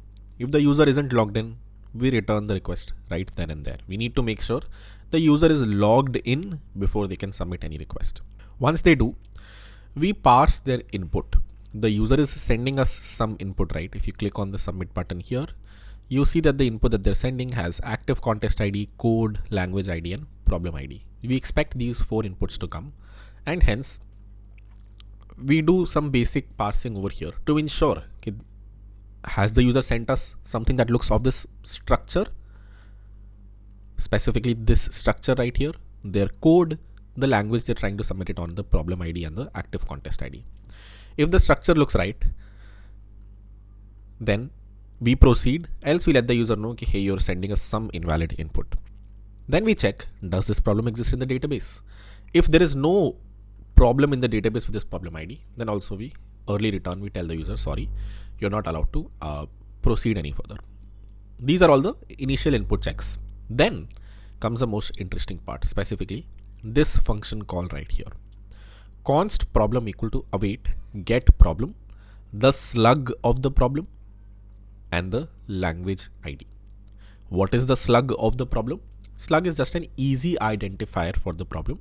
If you remember, our test cases looked something like this: max dash element. This is the slug for this problem right here. 2 dash sum. This is the slug for this problem right here. Every problem that exists in our database has a corresponding slug, corresponding easy identifier to identify the problem. It's just a title for the problem. We take that slug and the language and call the get problem function. Let's look at the get problem function. Let's see what it does. The get problem function gets the full boilerplate code, gets all your inputs and gets all your outputs and returns them. If you look at any one of these functions, for example, let's look at the get problem inputs function. What does it do? It reads the complete directory, fs.read directory, for a specific path where you have mounted all of your problems. As I said, all your problems that the developers have submitted, all of these problems will eventually be mounted on the same server as the Next.js server is running on. If you go to my EC2 server right here, this is my EC2 server where I'm currently running the Next.js server from. If I go to apps/web, this is where my Next.js server exists on my EC2 machine. And if I do a cd /problems, this is where all of my problems exist. We make sure they exist on the same server in the file system. Hence, I can read the complete input directory and then I can individually read all the input files and return them.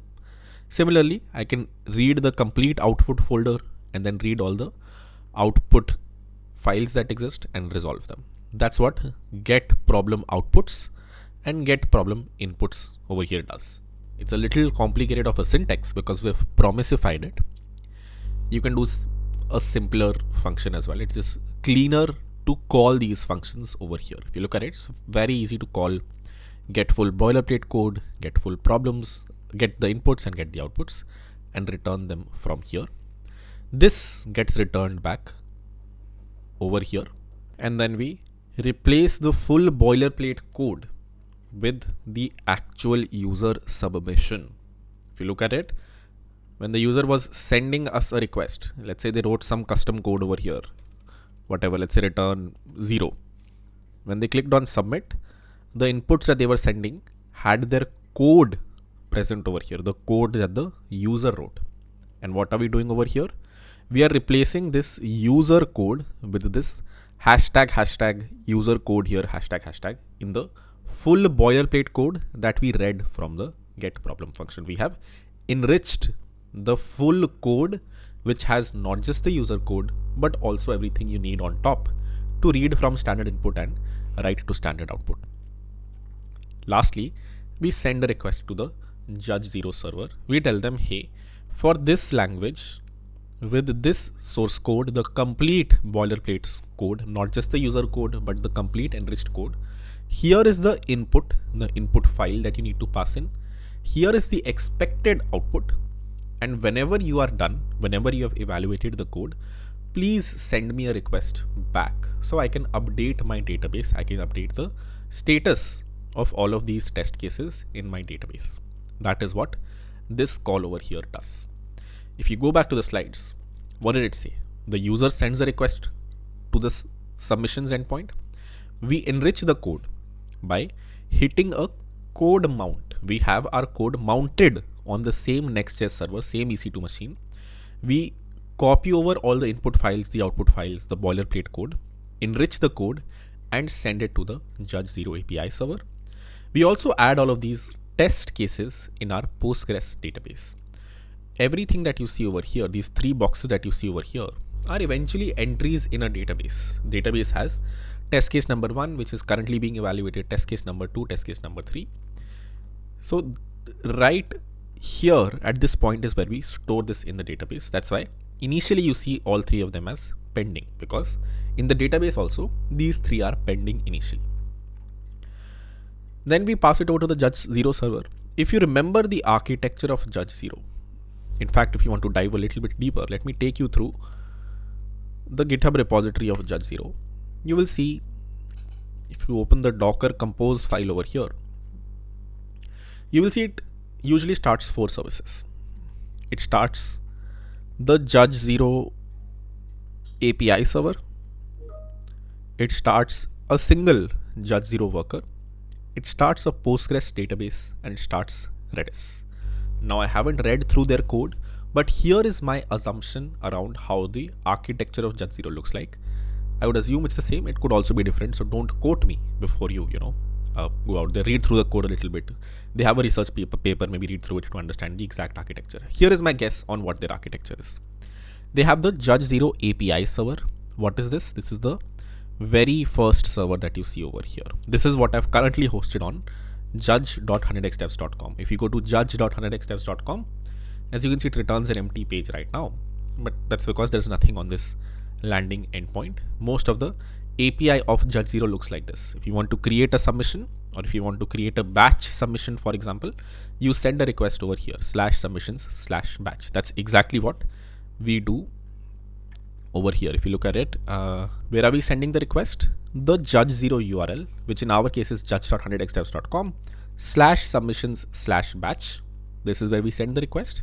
And you can also look at the API of Judge 0 by going here, what kind of API endpoints they support, and /submission/batch is one of those endpoints. A few questions you might have this point is, Harkirat, this endpoint is open. Anyone can hit this. And the answer is yes. Right now, anyone can hit this. You can always protect this endpoint, make sure someone needs to send in a password.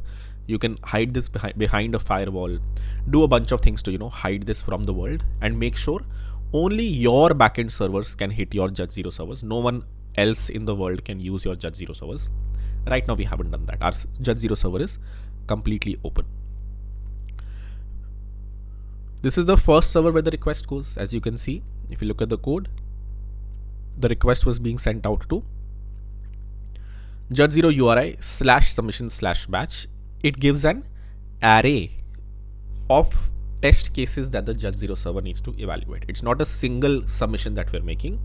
Judge 0 doesn't support batched submissions, as in you can't give it 10 test cases and ask it to evaluate all of them together. You have to give it 10 different submissions if you have 10 different test cases. If you look at it, submissions is an array. We iterate over all the inputs and we tell it, yeah, these are our 4 submissions, these are our 3 submissions. Please evaluate these 3 submissions for this specific source code. This is received by the Judge 0 API server, and most probably it puts it on the Redis queue. What was the other service that existed over here? It was Redis. And my guess, and I could totally be wrong here, but my guess is, okay, the API server, this thing right here, whenever it receives a submission, it puts it on this Redis queue.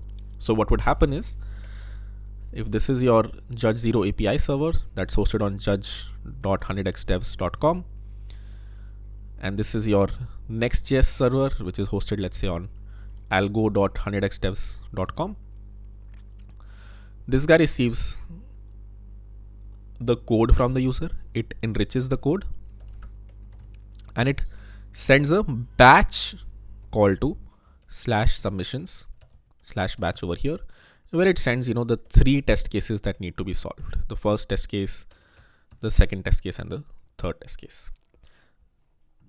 The Judge 0 API server puts it on its Redis queue. Specifically, since there were 3 test cases here, 3 test cases or 3 submissions get put on this queue, and then eventually a Judge 0 worker, which is a separate process, Judge 0 worker pulls them one by one and starts to evaluate them. If you look at the Docker compose file, there is the Judge 0 API server. There is also the Judge 0 worker. This Judge 0 worker is what actually evaluates the code one by one. It takes the first submission that you made, evaluates it, and then whenever it gets the response, somehow posts back the response. Then it picks the second one,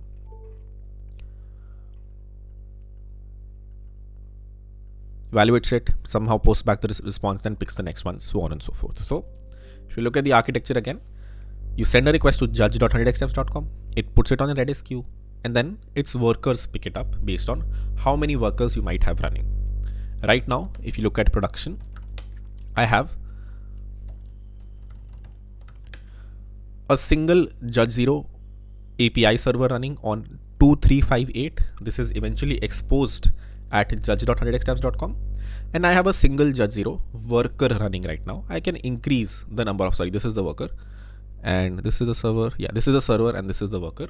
I can increase the number of workers if I want. But right now I have a single worker that is running, which means, even though I can have multiple Judge0 workers here, currently in production, we only have one.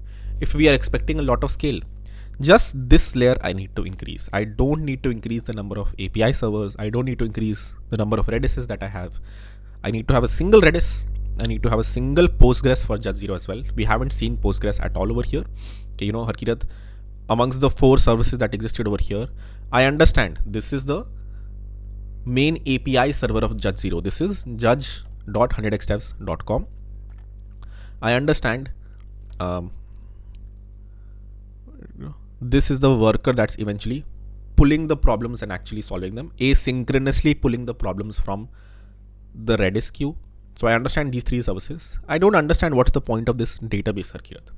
And the answer is this is the final store of Judge0. This is where it stores the submission that came. This is the final status of it. It has its own Postgres database as well.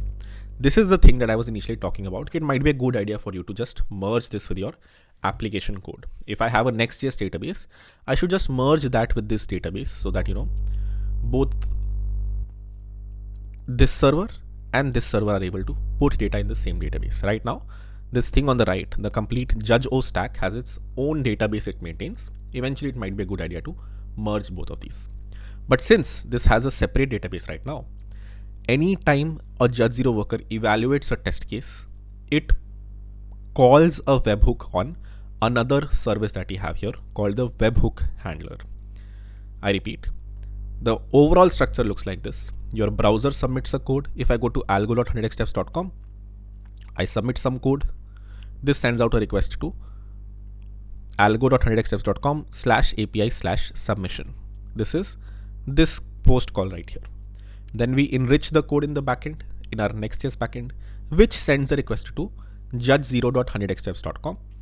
This guy puts your multiple test cases. There is a single request that goes here, but it sends multiple submissions. If you go back to the code, we send a single request to Judge0, but we send it multiple submissions. This is an array. If you look at the request, it goes out to Judge0 server/submissions/batch. So you send it a batch of submissions to evaluate. The only thing that's different in this batch of submissions is the inputs. The inputs and the expected outputs are different. The source code is still the same. We are still trying to evaluate this user's source code, but we want I want it to be evaluated for this test case and this test case and this test case. And hence we send it a batch submission. It pushes it onto its Redis queue. And then whenever the Judge0 workers are free, they pull them, they evaluate them. Once they're done with this evaluation, they call back a URL of yours. If you look at it, the inputs that we send has a callback URL at the end. Thankfully, Judge0 supports this. It supports webhooks. It says whenever I am done evaluating this specific input, I will call back this function. I will send an HTTP call to judge0-callback.100xfs.com/submission callback on this endpoint. And then this endpoint eventually updates the Postgres database and tells the Postgres database, yeah, this specific test case has an AC, this specific test case has a wrong answer, so on and so forth. If you want to look at the code of this Judge0 callback, it exists here amongst the many applications that we have. There is an application called the submission webhook. If you go here, it's a fairly simple index.ts file. This is the handler for the submission callback, which if you look at it, it updates the test case and sets the status to be whatever Judge0 told us. If Judge0 told us it's been set to a wrong answer, then we set the status here to be wrong answer. We update the time it took, we update the memory it took for this specific test case to be evaluated. We do a bunch of things after that. For example, we check, have all the test cases passed? If all the test cases have passed, then we update the overall status of the problem as well to be accepted or rejected. So if I submit this, number one, these individual endpoints or these individual test cases get evaluated. But after all of them have been evaluated, after this specific endpoint will get called thrice for this problem. Do we understand this? Do we understand if I click on submit? Since there were 3 problems that I sent to the judge 0 server, I sent it 3 test cases. The first worker might pick the first one and tell my server, okay, hey, the first test case is done. Second worker might pick the second one and tell my webhook handler, okay, hey, the test case is done. Third one might pick the third one and tell my server. When the third one happens is when I know कि यार अच्छा तीनों test case हो गए. All 3 of my test cases have been evaluated, and hence I not only need to update the test case, I also need to update my submission to be either accepted or rejected based on how many failed test cases I have. If I have a single failed test case as well, that means my problem wasn't accepted. If you look at it over here, I have 2 of them that failed, which means my overall status should be what? My overall status should be a cross. This overall status is evaluated here. If the pending test cases dot length is 0, if there are no more pending test cases that are left to be evaluated, then we check how many of them got accepted. And if the accepted count is 0, if the failed test case count is 0, that means your net submission is accepted and we set the status as accepted, else we set the status as failed or rejected. This AC or rejected is what appears in the UI over here. If it is rejected, you see a cross. If it is AC, you see a tick. So that is the architecture of submitting a problem. It goes to your Next.js server. From a Next.js server, it goes to a Judge 0 server. From here, it goes to a queue.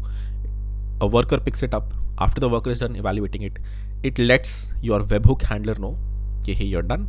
This specific test case evaluated to an AC or a reject or a time limit exceeded. And this updates the test case. After all the test cases are done is when you update the submission as well. The overall submission also evaluates to a true or a false. Very soon we'll be going through the database schema. So this might become a little more clearer specifically what is a test case and what is a submission. But hopefully high level we understand a little bit of how this what happens when you click on this button. How does code get evaluated? How does the final tick or cross reach our database? How does the final submission cross or tick reach our database as well?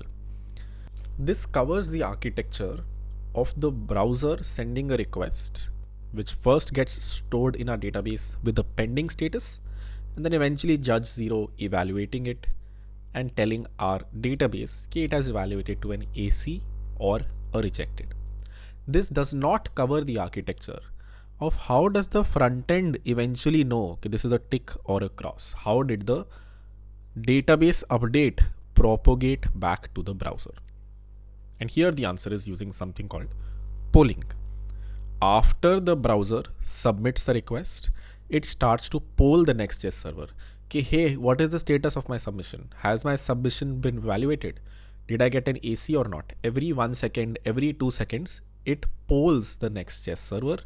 That is the architecture over here. And eventually, when the whole thing happens, when the database updates, the front end comes to know, okay, my request has been accepted or rejected. If you open the network tab over here, you will notice as soon as I make the submission, after this post call succeeds, I start to poll an endpoint. I start to hit an endpoint. Okay, hey, has my submission, what is the status of my submission? What is the status of my submission? And finally, look at the status endpoint. It returns, okay, hey, your submission has evaluated to rejected because this is the status of your 3 test cases. The first one accepted, first one got accepted, but the second one, it failed, which is why you show a failed test case over here, and the third one failed as well, which is why you see a failed over here. We kept on polling it. The first time we polled it, it returned us, hey, the status is pending. I don't know if your problem has been solved or not. This is your test case status. The first one is also pending. The second one is also pending. The third one is also pending. Then after 2 seconds, we hit the server again. Again, it said, hey, your overall status is pending. And your individual test case status is first one has been accepted. Second one has failed. And the third one has failed as well. Harkirat, if the first one was accepted, second one was failed, and the third one was failed, why was the overall status? Why was the overall status still pending? The overall status should have become fail. And here you have to go back to the submission webhook. I repeat, you have to go back to the submission webhook and look at the code over here. Unfortunately, the code here over here isn't the cleanest. If you look at the code here, it first updates all the test cases. If a request came, I will update the test case. And then eventually over here we check, have all the test cases either succeeded or failed? Do we have no more pending test cases? And then we update our database's overall status. That is why, even though here all the 3 test cases were evaluated, the submission was still pending. And the next time, the 3 test cases are also evaluated and the submission is also rejected. This is also why in the front end, you might see the 3 of them are evaluated, but in the next poll, the failed status actually came. I repeat, the test cases get evaluated a little bit earlier. Now only the first one was evaluated, the others weren't. But if I resubmit this,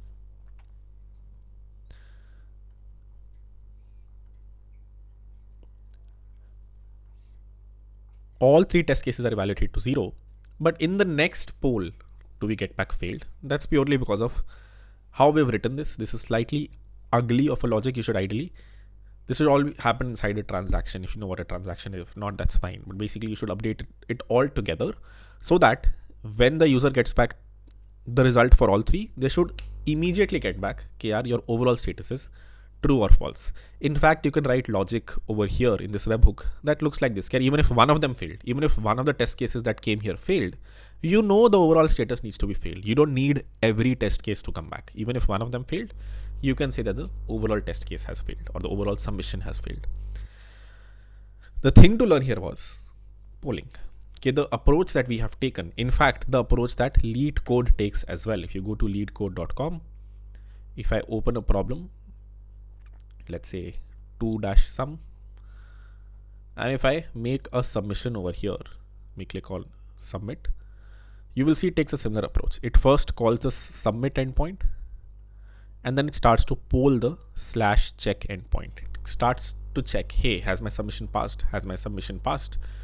First, it gets back the status as pending, pending, pending, and then eventually it gets back the status as, hey, this is your overall status. It has failed with this runtime exception, so on and so forth. So this architecture is the same as the architecture that LeetCode takes, which is number 1, post a submission, and as soon as you get back a response, start to poll the submission, start to check, has it evaluated? Has it evaluated? And then eventually when it does evaluate, show the user the overall response, hey, your code has evaluated to a true or a false. If you go back to the submissions, again, you can see cross stands for not yet submitted or like not yet evaluated. If I write the right code over here, if I go back to a better problem and write the correct code,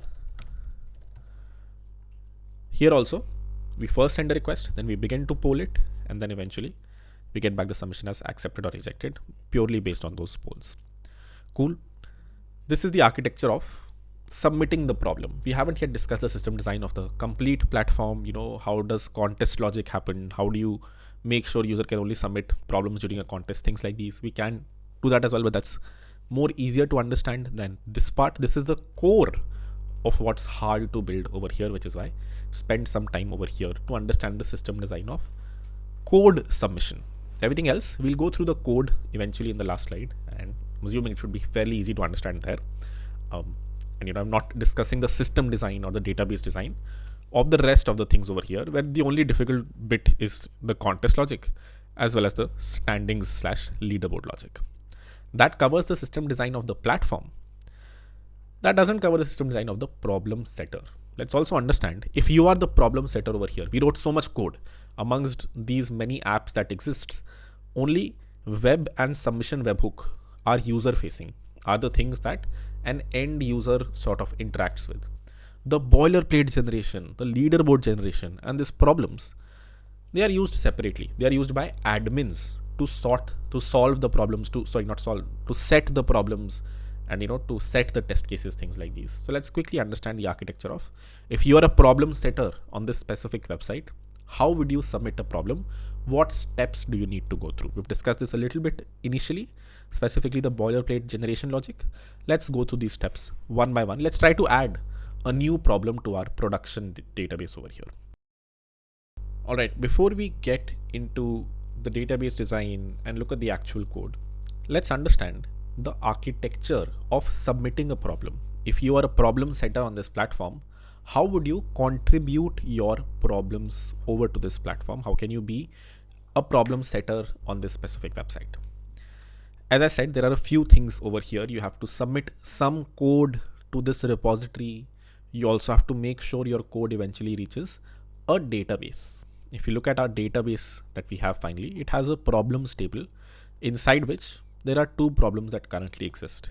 This is the title for the problems. This is the markdown description of the problem. This is whether or not this problem is hidden. This is the slug, which represents how is this finally stored in our file system.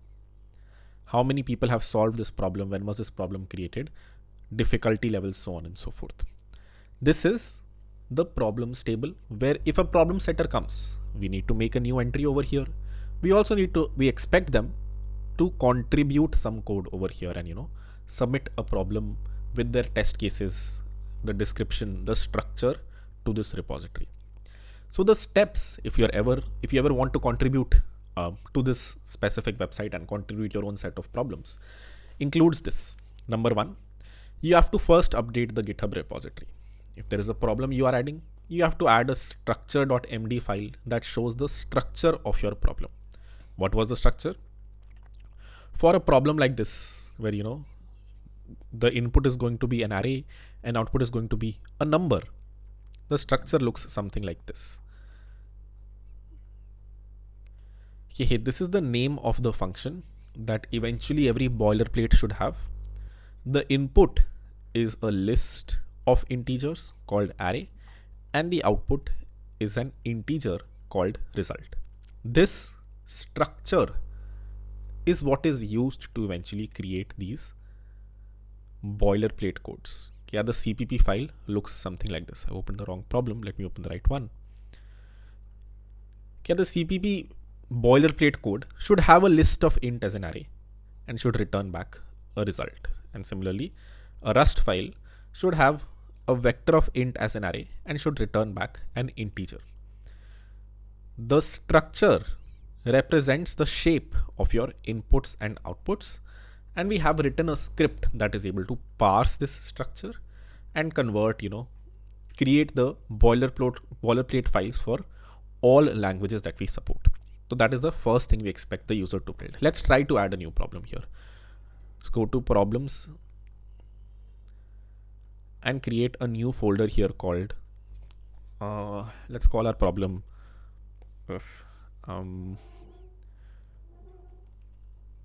classroom. I don't know, I'm thinking of a problem as we go by. I have to add a problem.md file over here. If you look at it, this guy has a problem.md, which is the problem statement. Let's say the problem statement for classroom is, given an array of integers, find the maximum sum of any contiguous subarray. This is slightly harder of a problem, but I think this is find the maximum sum of any contiguous subarray. That looks fine. The answer here might be definitely isn't 5. Find the maximum sum of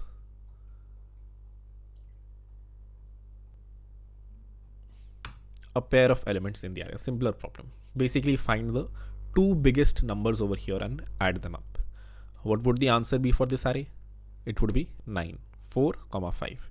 What would the answer be for this array? It would be again 9. Let's make this a little bit bigger. 100. It would be 100 plus 5 equal to 105. There you go.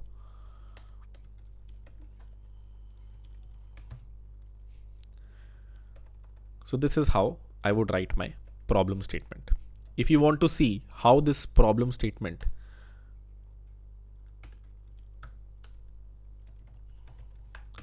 looks like in a rendered format, you can just copy this over, go to a markdown renderer online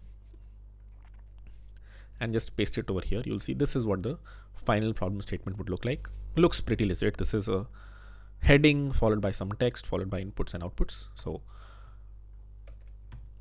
this problem statement looks okay to me. That's the first thing I have to add.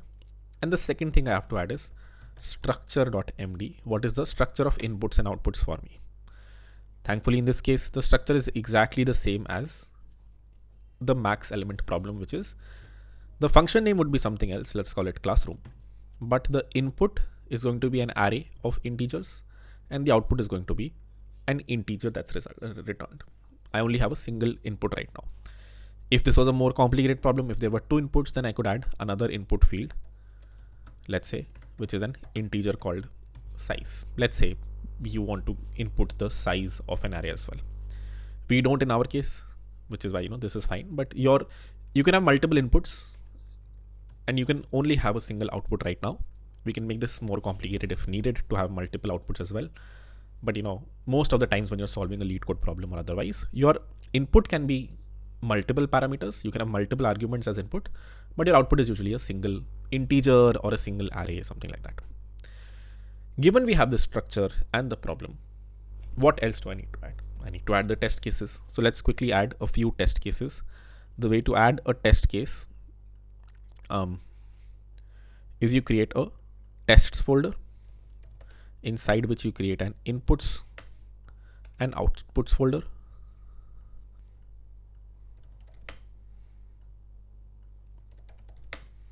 And here you start to add your test cases. 0.txt.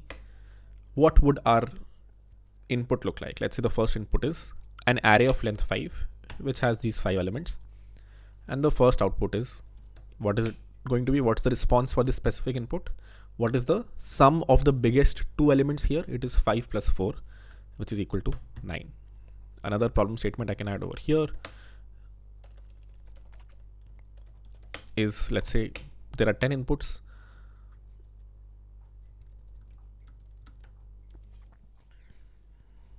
Don't need commas. 1, 2, 3, 4, 5, 6, 7, 8, 9, 10. Okay. What is the answer for this? It is going to be 100 plus 5 equal to 105. Let's say these are the 2 test cases we write for now. What else do we need to write? What else did we expect the problem setter to give us? The boilerplate and the boilerplate full code. But they don't have to write that themselves. They have given the structure. These can be auto-generated. How are these auto-generated? Using another module that we have created called the boilerplate generator. So if you go back to the architecture, what did it say? The problem setter first needs to write all of this. We have written this. We have written the structure file, the problem file, inputs and outputs. Now I can run a script to generate the boilerplate code and the full boilerplate code. Thankfully, we've written a script that takes this structure as an input and is able to spit out the boilerplate and the boilerplate full code. Let's try to run that script and then let's try to understand what happens inside that script. The script exists over here. It's called boilerplate generator. If I go to my terminal and go to apps/boilerplate generator, if I build this code tsc-p and then run generator file path equal to wherever our file exists, which in our case is going to be //problems/ what is the name of our problem? Classroom. I have to tell it where does my problem statement exist, and then I just call node dis/index.js, this file right here. If I run this, it says boilerplate code generated successfully, boilerplate full code generated successfully. It doesn't say that here, it should say boilerplate full code. If I go back to the problems now, you will see classroom now has 2 new folders that are auto generated. The boilerplate code says function sum takes an array as an input and returns a result. The C++ code looks like int classroom takes a list of integers as an input, returns a result. And then lastly, Rust code, which takes an array or like a vector of integers as a result, as an input, and returns an integer as a result. So all three of these were auto-generated. How were they auto-generated is something I'll discuss a little bit more very soon. But do we understand? Yeah, this we don't expect the problem setter to write. We just expect them to give us a structure. We auto-generate boilerplates as well as the full boilerplate code. This full boilerplate code also needs to know the structure. It needs to know, if you are expecting an array as the first input, then the test case will most probably have the first thing as the size of the array, and then the rest of the things are going to be the individual elements of the array, and then you call the function with that specific input. Let me change the structure a bit. Let me make this little more complicated. Let's say I say there are two input fields. There is an array input field. There is an array2 input field as well. Now if I rerun the generator code, you will see the boilerplate has changed. Here I'm going to take two inputs and return a single output. If you go to the Rust code, I'm going to take two inputs and return a single output. And the boilerplate full code has also changed. Here I'm first going to take the array of the size of the first array as an input. Then I'm going to get the first n elements, where n is the size of the array, as input. Then I'm going to get the second array's length as an input. Then I'm going to create the second array, which is the total elements that are left in input of this length, like the last n elements. So if this number is 5, then I get the first 5 elements from it. And if this number is 9, then I get the next 9 elements from it. If my input looked something like this, 5 followed by 1, 2, 3, 4, 5, and then 9 followed by these numbers right here. This is the first array's representation. This is the second array's representation. This 5 gets stored over here. These 5 elements get stored in the first array. This 9 gets stored over here. These 9 elements get stored in this array2 array. And then I call classroom with arr and arr2. If I go to the C++ code, I first take the size as the input. Then I create the first vector by individually inputting these size number of elements. Then I take size 2 as input. Then I iterate over size 2 and take the individual array elements as input. And then I finally call classroom with arr and arr2. So both this boilerplate code is also aware of the structure.md file and the boilerplate full code. Both of these are aware / are generated based on this structure. If I make this even more complicated, here the first input field is going to be a number. It's going to be an integer called size_arr, let's say. And I regenerate the code. Then you look at the function.cpp file. It has 3 inputs now. If you look at the full boilerplate code, it first takes this size_array as an input, and then I chose the worst variable name here. Let's call it total_size or something like that. Now if I go here, I first take total size as input. Then again, I take the first array's length as input. I take all the individual elements as input. Then I take the second array's length as input. Then I take all the individual elements for the second array as input. This is how, doesn't matter how complicated of an input you have, as long as you give it to me in structure.md, I can generate the boilerplate and the full boilerplate code for you. Why have we done this? So that the problem setter doesn't have to worry about writing these boilerplate codes themselves. We auto-generate it for them based on this structure. Let's revert back to our original structure for the problem statement, which is a single array is good enough. And this is it. This is all that the problem setter needs to do. After they have done this, they can create a pull request. Let me create problem added. Basically, if you want to contribute to this project as a problem setter, this is the bare minimum thing that is expected from you. Okay, you are able to write some good tests. I haven't written too many tests. You should write at least 20 tests, which have a lot of different sort of edge cases that have been contributed. You write a more cleaner problem statement. Structure though is going to look the same. Probably give it a better name. And that's it. As long as you're able to do it, as long as you're able to auto-generate the boilerplates, just make sure the boilerplates look right and they do what they're supposed to do. If they follow the structure that you've written over here, then feel free to add your problems, commit them, added new problem, and create a pull request with your problem statement. Other people can review it. They can tell you if there is something wrong with that problem statement, and if everything is right, it can get merged. You can get a bounty basically. Added a new problem called classroom. Give it some description and create a pull request. Again, if you look at the pull request, what all files does it have?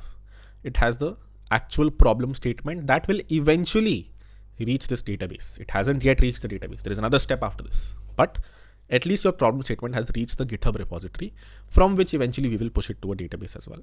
The structure that you have to write, and then these are just boilerplate codes that are automatically generated. You have to write the input test cases as well as the output test cases. After you've written all of this code, you've created a pull request. Let's say it got merged as well. Then your code finally exists in this main algorithmic arena repository. Your problem has been submitted. It will very soon reach this database so that people all around the world can go to algo.100xsteps.com, go to the problems section over here and see your final problem over here. What is the last step that is left after you've done the changes in the GitHub repository, generated the boilerplate code, submitted it on GitHub, it has been accepted. The last thing you have to do is take the problem statement, take the default code and put it in a database. If you look at the final database, it has your problem description, it has your problem title, it has the default code in every language existing in the database. When the user comes to algo.100xsteps.com and they open a problem, you don't want their default code to get picked up from GitHub. It needs to be picked up from a database. This is not very big code. It can exist in a database. So we need to take some of these files that you've just submitted and put them in the database, specifically the problem statement as well as the boilerplate code that the end user sees need to reach this database, and only then will it appear here on the final website. For this also, we've written a script. If you go back, this script can only be run by admins. So, if you're a problem setter, you can't really update the database, which is a good thing. We want only admins to be able to update the final database. If you do want to update the database, the only thing you have to do is go to packages/db. I repeat, go to packages/db, and I've written a script over here, which also I wrote in a pretty ad hoc fashion called update question.ts. This should ideally be an application over here amongst the other things that exist. But for now, this is fine as well. This is a simple script that if you read through it, it calls a main function. It has two inputs, the slug to your problem statement. What was the slug of our problem statement? It was classroom. It has this slug as an input and the title of your problem statement. Now you can also pull the title from here. You don't have to necessarily pass it. When I was writing it, I totally forgot. Okay, we are taking this as an input. So, you don't necessarily have to give it a problem statement. In fact, this is a good pull request to contribute. Okay, you're able to just parse this problem name from structure.md. You don't have to pass it as an input. Let me give it a problem slug and problem title as an input. And when we call this main function, if you look at it, it gets the problem statement. It reads it from, again, the mount path, which is nothing but //apps/problems. You can also give this an absolute path, something like /home/harkirath/apps/problems, so on and so forth. Or you can give it, a relative path like I have given over here. We read the problem statement. We put in the database this specific problem statement. The user is trying to create a problem with this problem statement. This is a description for it. This is the title for it. And this is the slug for it. And then for every language that we support, this language underscore mapping variable, if you look at it, has like 3 languages: JavaScript, C++, and Rust. For every language that we support, we also read the default code, the boilerplate code from problem/classroom/boilerplate/cpp, JS, and Rust, and we update the default code database. If you look at the final database, it has a table called default code, which stores the default code for every problem. Initially, we had 2 problems. For each of the problem, we had 3 default boilerplate codes. a boilerplate code in JavaScript, a boilerplate code in C++, a boilerplate code in Rust. All of these are stored here in the default code variable or the default code table. We're doing the same thing for the new problem that is being added. We are upserting. Upserting means either create it, or if it already exists, update the entry in the database where the problem ID is this, language ID is this. If you're creating it, then create problem ID, language ID, and code. If you're updating it, then just update the code over here. If I go to the DB folder over here, I can run npm run update :db. If you go to packages /db /package.json, you'll see a script here called db :question. So the thing I have to run is npm run db :question, which would call everything over here. Now I have to pass it in the problem underscore slug, which is going to be let's say classroom, and the problem underscore title, which is going to be, let's say I call it classroom as well, and npm run db :question. It says no such directory exists. /apps/problem/simple array. Why is it trying to go into simple dash array? Let's see.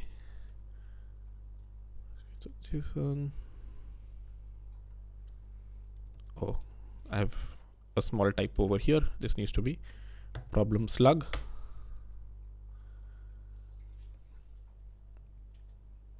We will wait. And seems like it worked. Let me go to my database. Let's see. Does my database now have 9 entries for the default code? Have 3 new entries been added over here for the new problem? And yes, I see 3 new entries for a new problem. If you look at this code, this is function classroom, int classroom, the C++ code, fn classroom, the Rust code over here. If I go to the problems, I have a third problem that has been added over here called classroom. This is the problem statement that we picked from the problem.md file. By default, we set problems to be hidden. Let me make this false so it finally appears on our dashboard as well. The slug is classroom, number of people who have solved it is 0, so on and so forth. We now have, if I go to algo.100xdev.com/problems, refresh, we have static site generation, don't we? Let me do one thing really quickly.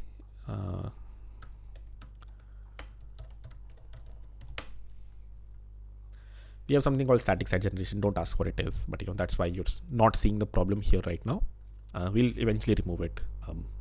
Yeah. Let me rebuild the Next.js code on the production database. What else do I need to do? Can you guess for this to work? Can you guess what else I need to do in the production database for this to work? If I just restart the application by running npm run build and restart pm2, which if you don't know what pm2 is, it's called a process manager. It keeps running my Next.js server in the background. If I refresh, I see my classroom problem over here. If I view the problem, you will see I have the boilerplate codes over here, C++, Rust, JavaScript. But what did I miss? My Next.js server does not have my problem right now. I don't have apps/problems/classroom. I need to pull the master branch over here or the main branch over here so that this apps/problem/classroom/test cases appear in this problem folder. I have the test cases mounted on my EC2 machine. Now everything is fine. Now if I try to submit this code, how many test cases did we have? We had 2 test cases. It'll try to run for those 2 test cases. It fails because, of course, this isn't the right solution. Shall I quickly write the right solution? Const max value equal to 0, value 2 equal, oh god, this is going to be very hard to code. Let I equal to 0, I less than I.length, I plus plus. If arr of I is greater than max value, then max value equal to arr of I, max value 2 equal to max value, then max value I, else if arr of I is greater than max value 2. I think this is right. I could be wrong. Return max value. What this code does is it evaluates, like finds the top two biggest elements and then eventually returns the sum of them. If an element is bigger than the biggest one, then it takes the biggest one and stores it as the second biggest one, and it takes arr of I and stores it to the biggest element. If it is bigger than the second biggest element, it makes the second biggest element to be this number. I think this code is right. We will know very soon.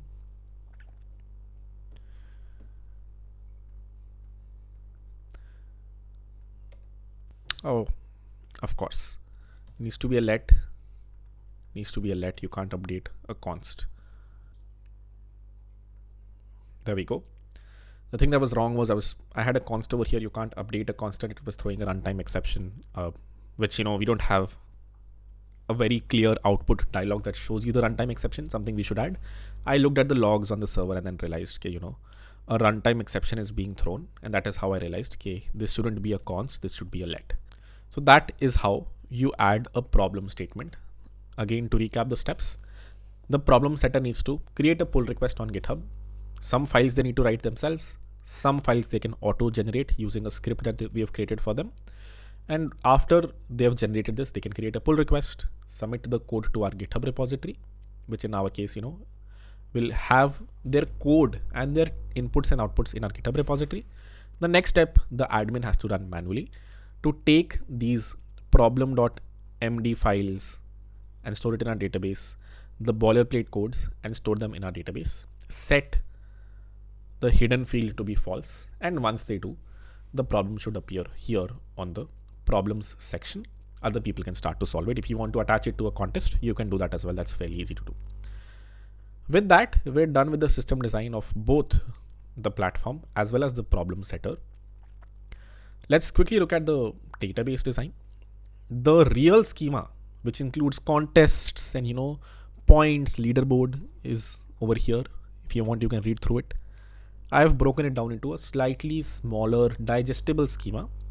If you just want to understand the problem solving part, if you don't want to understand / worry about the contest logic yet, this is a slightly simpler schema compared to the actual schema that we have over here. If you want to look at the complete schema that includes contest problems and, you know, contest submissions, contest points, leaderboards, things like these, then you can read through this. This is a slightly more digestible schema. Let's try to understand this next. All right, the database design, a slightly more toned down database design. If you look at the real database, this is all the tables that exist over here. Specifically, there's, you know, contest points, contest problems, a bunch of these extra ones that we're going to ignore. The ones we're focusing on are these that are needed for a simpler lead code like platform. If our platform only had this problems section, did not have a contest section, then the database would look like this. Now that we have the contest section, it of course needs to add some extra tables on top. But for a simple lead code like platform, this is a decentish schema. You have the users table.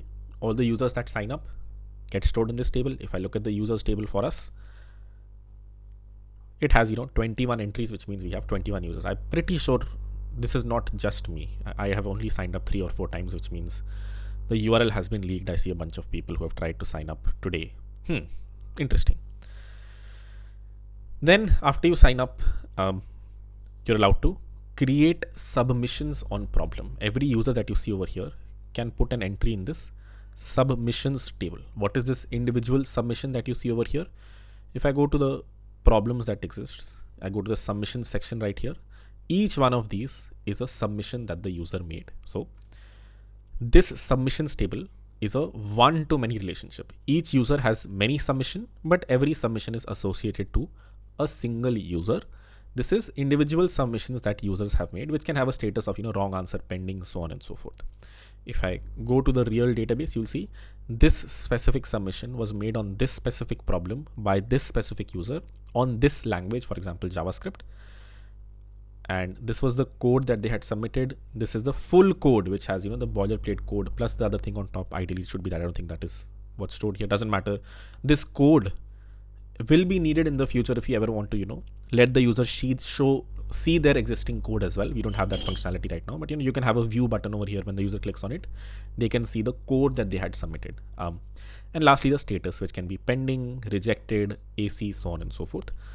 Ideally, this should not be pending for a really long time. It means, your judge is down. If you're still seeing it as pending for a really old problem, it means your judge was down, your webhook was broken, something went down, which is why the status is still pending. Every submission can have multiple test cases. This part is important. Every submission that you see over here actually had multiple test cases. Whenever I submit, there are multiple test cases that get run, not just one. And each one of these, accumulation of each one of these, if all three of them failed, is when we say that their parent submission has failed. So if I just made this submission, an entry got made into the submissions table and 3 entries got made into the test cases table, because each one of these test case is individually stored separately in this test case table. So a test case, again, there is a one-to-many relationship. Every submission has many test cases. Every test case is associated to a single submission. Once all of the test cases are evaluated, once their status becomes AC or rejected from pending, is when the net submission can also be evaluated as rejected or accepted. These are the 3 important tables that we have. Submission happens.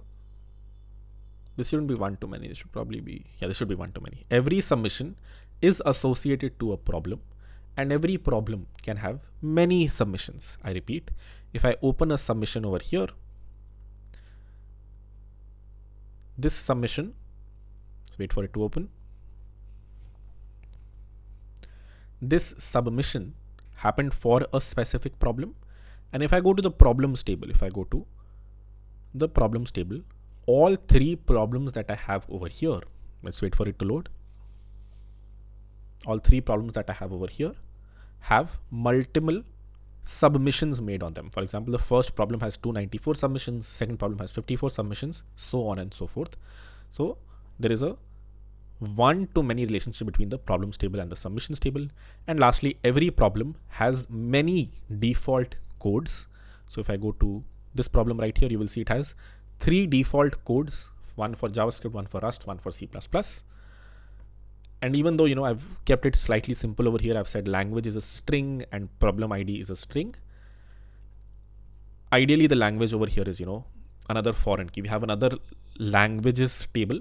If you look at the final schema, we have another table called language, which right now has 3 entries. If in the future we support a 4th language, let's say Python, then we have to make an entry to this table. We have to give it the name of the language, the judge OID. Judge 0 identifies every language. It has an ID or a number for every language. So if I introduce Python, I need to introduce the judge OID of Python here as well. And you don't hard code language as a string over here. It's usually a bad idea to do this. You should normalize your database and break this down into a separate table called languages. So this is a slightly toned down database schema. Of course, since we've added contest logic, we have a bunch of these tables. But if you ignore these tables, we have a users table. Every user can make multiple submissions. Every submission is done on one problem. Every submission has many test cases. And every problem that exists in the database has multiple default codes that appear to the user over here, C++, Rust, so on and so forth. So this is a slightly toned down schema. Hoping this is fairly easy to understand. If you understand SQL schemas, this is how you would, normalize it probably as much as possible. I don't think you can normalize this any further. Let me know if that's not the case. Pretty sure this is as normalized as it gets. And if you want to add contest logic, then we have a contest table over here. If you look at the contest table, currently has 2 contests that exist. Let's wait for it to open. The first contest is called this. Second contest is called this. This is the start time of the contest. This is the end time of the contest. On this specific contest, 244 submissions have been made. And these are the two problems that exist on this specific contest. Here there's a many-to-many relationship. A single contest can have multiple problems. A single problem can be associated to multiple contests. You can repeat problems in two contests, let's say. So the only extra thing here is this is the first time you will see a many-to-many relationship between the contests table as well as the problems table. That's a brief of the database schema. Again, schema.prisma has everything. If you understand SQL schemas, or if you've written Prisma schemas in the past, then this should be straightforward. We have a users table which has an ID, an email, a name, a token, which probably represents their JWT for their most active session, the password that this user has, all the submissions that they have made, one to many again, all the contest submissions they've made, which means submissions made during a contest, all the real submissions that they've made of a contest, and the points that they have. Basically, every user, when they make submissions, if you go back to algo.next.js.com, if I go to one of the contests that exists, you will see I have a total of 466 points. I got some points from here and some points from here. Both of these points are stored in this contest points table. Again, you can ignore all of this if you don't want to get into the contest logic. If you want just a simple lead code like application, then this much of schema is good enough. If you want to add contest logic on top is when you need to worry about these. Here it says, Harkirat had these many points, or the first user had these many points in a contest, second user had these many points in a contest, so on and so forth. This is how you finally generate the leaderboard as well, 1, 2, and 3. This table is what is finally used in this standings section, and you see the rating of the 3 users. Yeah, that's enough for the database schema. Let's see if there's something else I want to share. Contest problem is the problems that the user submitted during a contest. Contest points, maybe contest submission is one extra thing. Whenever you make a submission on a problem, if it has succeeded, if you got an AC, you store this specific problem on this specific contest for this specific user, garnered them 414 points. If the user makes another submission, then these points might change. If I go to the website, this happens on LeetCode as well. If you go to the website and during a contest, you have solved it, you have accepted, you got some points, but you think, something is wrong in my code. It got accepted because the test cases are weak, and you update your code and resubmit, your points actually go down because you have resubmitted a problem later on. You have voided your old submission. And you're making a fresh submission. Your old accepted submission gets voided, and hence the points that you have eventually go down, because it's equivalent to you having made the submission at this point. And if you make a submission late, the number of points that you get are slightly lesser. Hence, this contest submission table has the entry for this user during this contest on this problem got these many points. This user on this contest on this problem got these many points, so on and so forth. And this is what is finally used to evaluate the contest points table, which has the final leaderboard. We'll get to this leaderboard generation logic eventually. That's a brief of the schema. If you don't understand the contest part, it's fine. You should understand this though. Okay, if you have a lead code like platform, how would you design the database for it?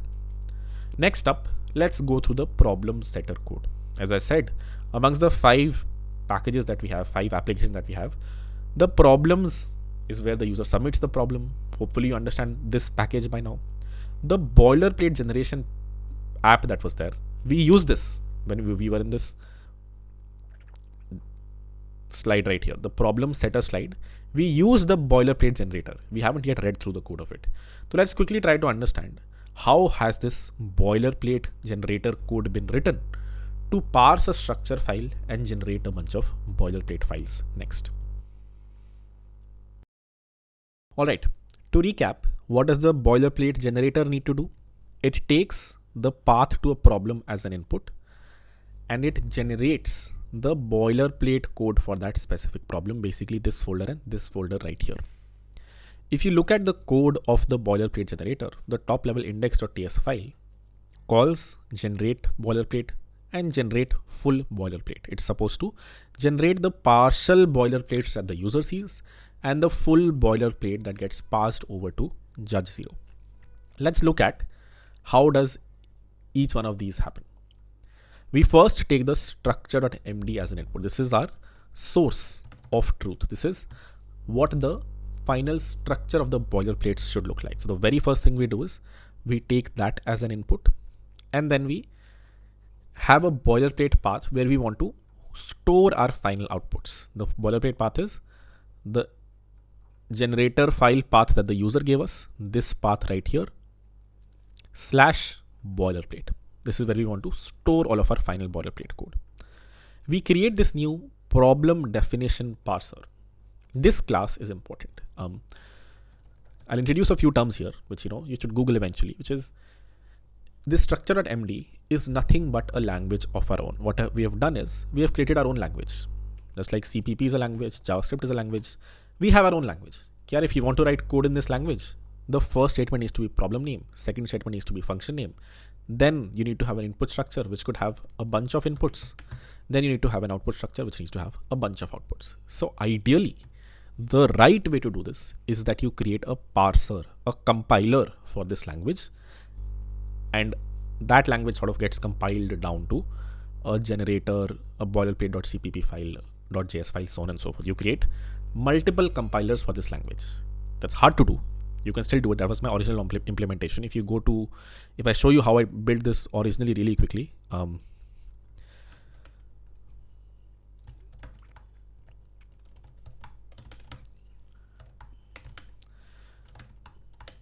I use this library called Antler. Antler is a library that lets you create a language of your own. I was over optimizing this initially. I wouldn't call it an over optimization. I think that is the right way to still build it. And given this specific problem structure, because right now there can be problems. What if I have two fields which have the same name? That will not throw any error, but that will create a wrong boilerplate file. So if you want to make this really strict, you should have a compiler written for this language of your own. How can you do it? You can use this library called Antler. There are a bunch of other libraries that let you create, lexers and parsers for your language. Basically, if you want to create your own language, you use a library like this. That felt like over engineering. That felt like I'm doing too much for a very simple problem. And hence, the parser that I have created, if you look at it, the problem definition parser, when you try to parse an input on it, when you give it an input structure, it parses it like this. It gets all the lines. It iterates over all the lines. And if a line starts with problem name, it says, this is the problem name. This dot problem name equal to this. If it starts with function name, it sets this dot function name equal to this. If it starts with input field, then it pushes this input field to the input fields variable over here. If it starts with output field, it pushes this output field to the output fields variable over here. Very simple parser. This just works. You don't need to create a language, write a compiler for a language. This is also fine. If you know the structure is going to look like this, it's going to be one line after the other. And there needs to be a problem name, a function name, a few input fields and a few output fields. Then you can, just create a very basic parser like this and populate the name, the function name, the input fields and the output fields. Given you have these four variables, can you now quickly generate the C++ code? What would the C++ code look like? It would simply be the type of the output. For example, int, the name of the function, which could be, sum, could be something else. So what is this first thing over here? It is going to be int, or let's say bool, whatever is the return type. What is the second thing over here going to be? The name of the function, let's say sum. Then what do? We open a bracket and then render all the inputs. What are these inputs? Field.type, field.name, and then you add comma after it. So int num1, comma int num2. And then we have opening brace, we have a /n that adds an extra line. And then we write implementation goes here. And then we return result. This is just, a hard-coded string return result. This is what the end user sees. This part is generated dynamically based on your inputs. This is the output format that is expected. These are the two arguments that are expected. This is how we generate the boilerplate code for the end user. Similarly, for JavaScript. JavaScript is slightly easier. You need to write function. You don't need to specify the return type. Function space, the name of the function, which in our case is going to be classroom. And then all the inputs, which again are just the field name added. You don't even need the types over here. So num1, num2.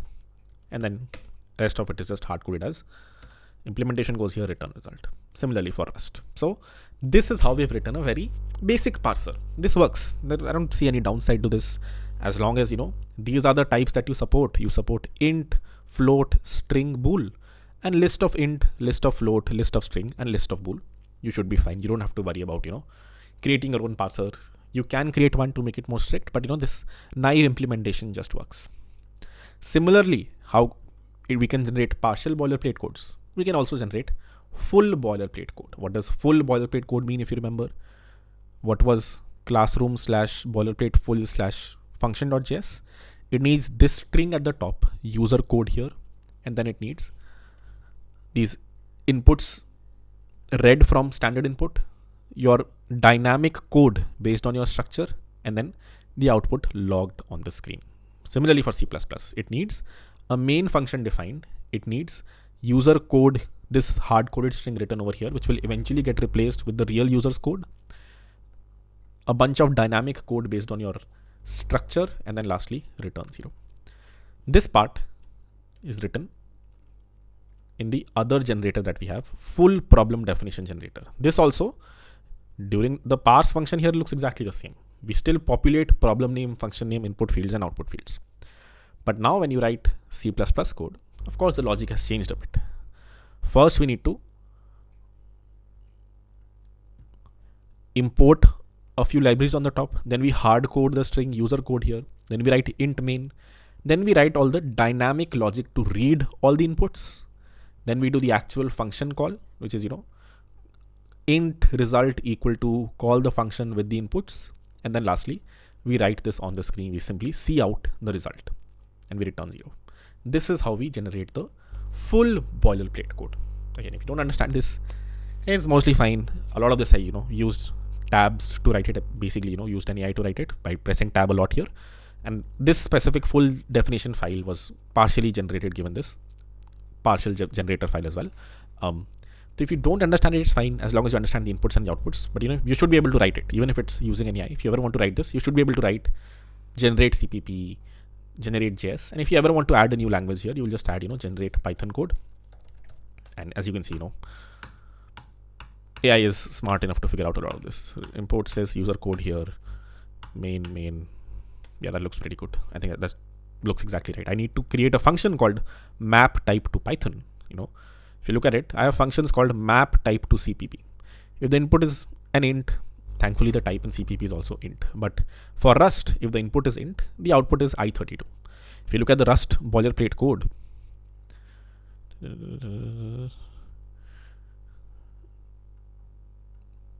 it has i32 as an input, not int, not integer. So I have to create, whenever I add a new language, I have to write a function for that specific language also. Okay, in this specific language, integer translates to an integer, list of int translates to list of bracket int, so on and so forth. This is the case for Python. As you saw, I just pressed tab and it just worked. So if you want to know what AI I'm using, it's not Copilot. It's a new one I've tried. Totally forgot the name. Super Maven? I think that's it. Super Maven. Apparently this is really good and better than Copilot. I don't know. I've just added it. All right. That is how you generate boilerplate code. And this is what the boilerplate generator module does. It calls two functions, one to generate the partial boilerplate, one to generate the full boilerplate. It helps the problem setter generate these boilerplate and boilerplate full code. Can the problem setter do it themselves? Yes. A lot of times this code isn't written in, when we wrote this back in college. I don't remember very well, but I'm pretty sure we had to write all of these boilerplate code ourselves for every language versus, as you saw right now, you don't have to, it's all good. You also don't have to write any of this if you build this in a codeforces like fashion. I repeat, if you build this like codeforces, where a user is expected to take the inputs as the outputs. If you've done codeforces before, you know what this is. If you haven't, you probably don't understand what this is. But if you've ever done codeforces, you are expected to take the inputs and outputs yourself. You write all of that code. In that case, you don't need to create any of these, boilerplate or boilerplate full. But since we are creating it in a lead code like fashion, since we're giving the user slightly easy function signatures, just implement this function signature and we will take care of the rest. We will convert this into a full blown solution. We have to generate this boilerplate and boilerplate full folders. And we've created a utility called a boilerplate generator, which as the name suggests, will generate both of these given a structure.md file as input. Next up, let's understand the website's code. A lot of this I already went through. Basically, the most difficult bit, the core logic here is this, the judge zero submission. Everything else is standard full stack stuff. I'll still try to go through all of these pages that exist, the problems page, the contests page. But this part is the most difficult to understand part. Everything else is actually fairly simple full stack stuff you might have done in the past. Let's get into the website's code next. All right, let's look at our final application. If you go through the algorithmic arena repository, most of the changes in the future, if you're making a contribution, will happen here in the web repository. This is our main Next.js application. This exposes both our frontend and our backend endpoints that the user hits. This contest that you see over here, the upcoming contest, the ended contest, all of this logic, all of the APIs to hit them exists in this specific project. Let's go through it. It's a simple Next.js project. If you've done Next.js, then should be straightforward. It does use the app router. If you have not used the app router, it might be a little difficult, but let me try to explain the whole thing slowly. If I go to apps/web/app/page.tsx, this is our landing page logic. If you look at it, it says any time the user comes to the landing page, this is the top level page.tsx. Whenever the user comes to the landing page, the slash endpoint, this should render. What should render? The landing component should render. What does the landing component look like? It renders the hero section, which is this section right here. It renders the contest section, which is, this upcoming contest and previous contest section. It renders the problems section, which is, this problem section right here. If you open these components one by one, hero section just says, welcome to Code 100x, gives you some text, gives you 2 buttons to open contests and opens this problems page, and then renders an image on the right. Pretty simple stuff here. I'm hoping this is not too complicated to understand. The contest section is an async component. Now, this is where things might get a little tricky if you don't understand async components yet, but you can now write, components like these, which means they're not synchronous, they're actually asynchronous.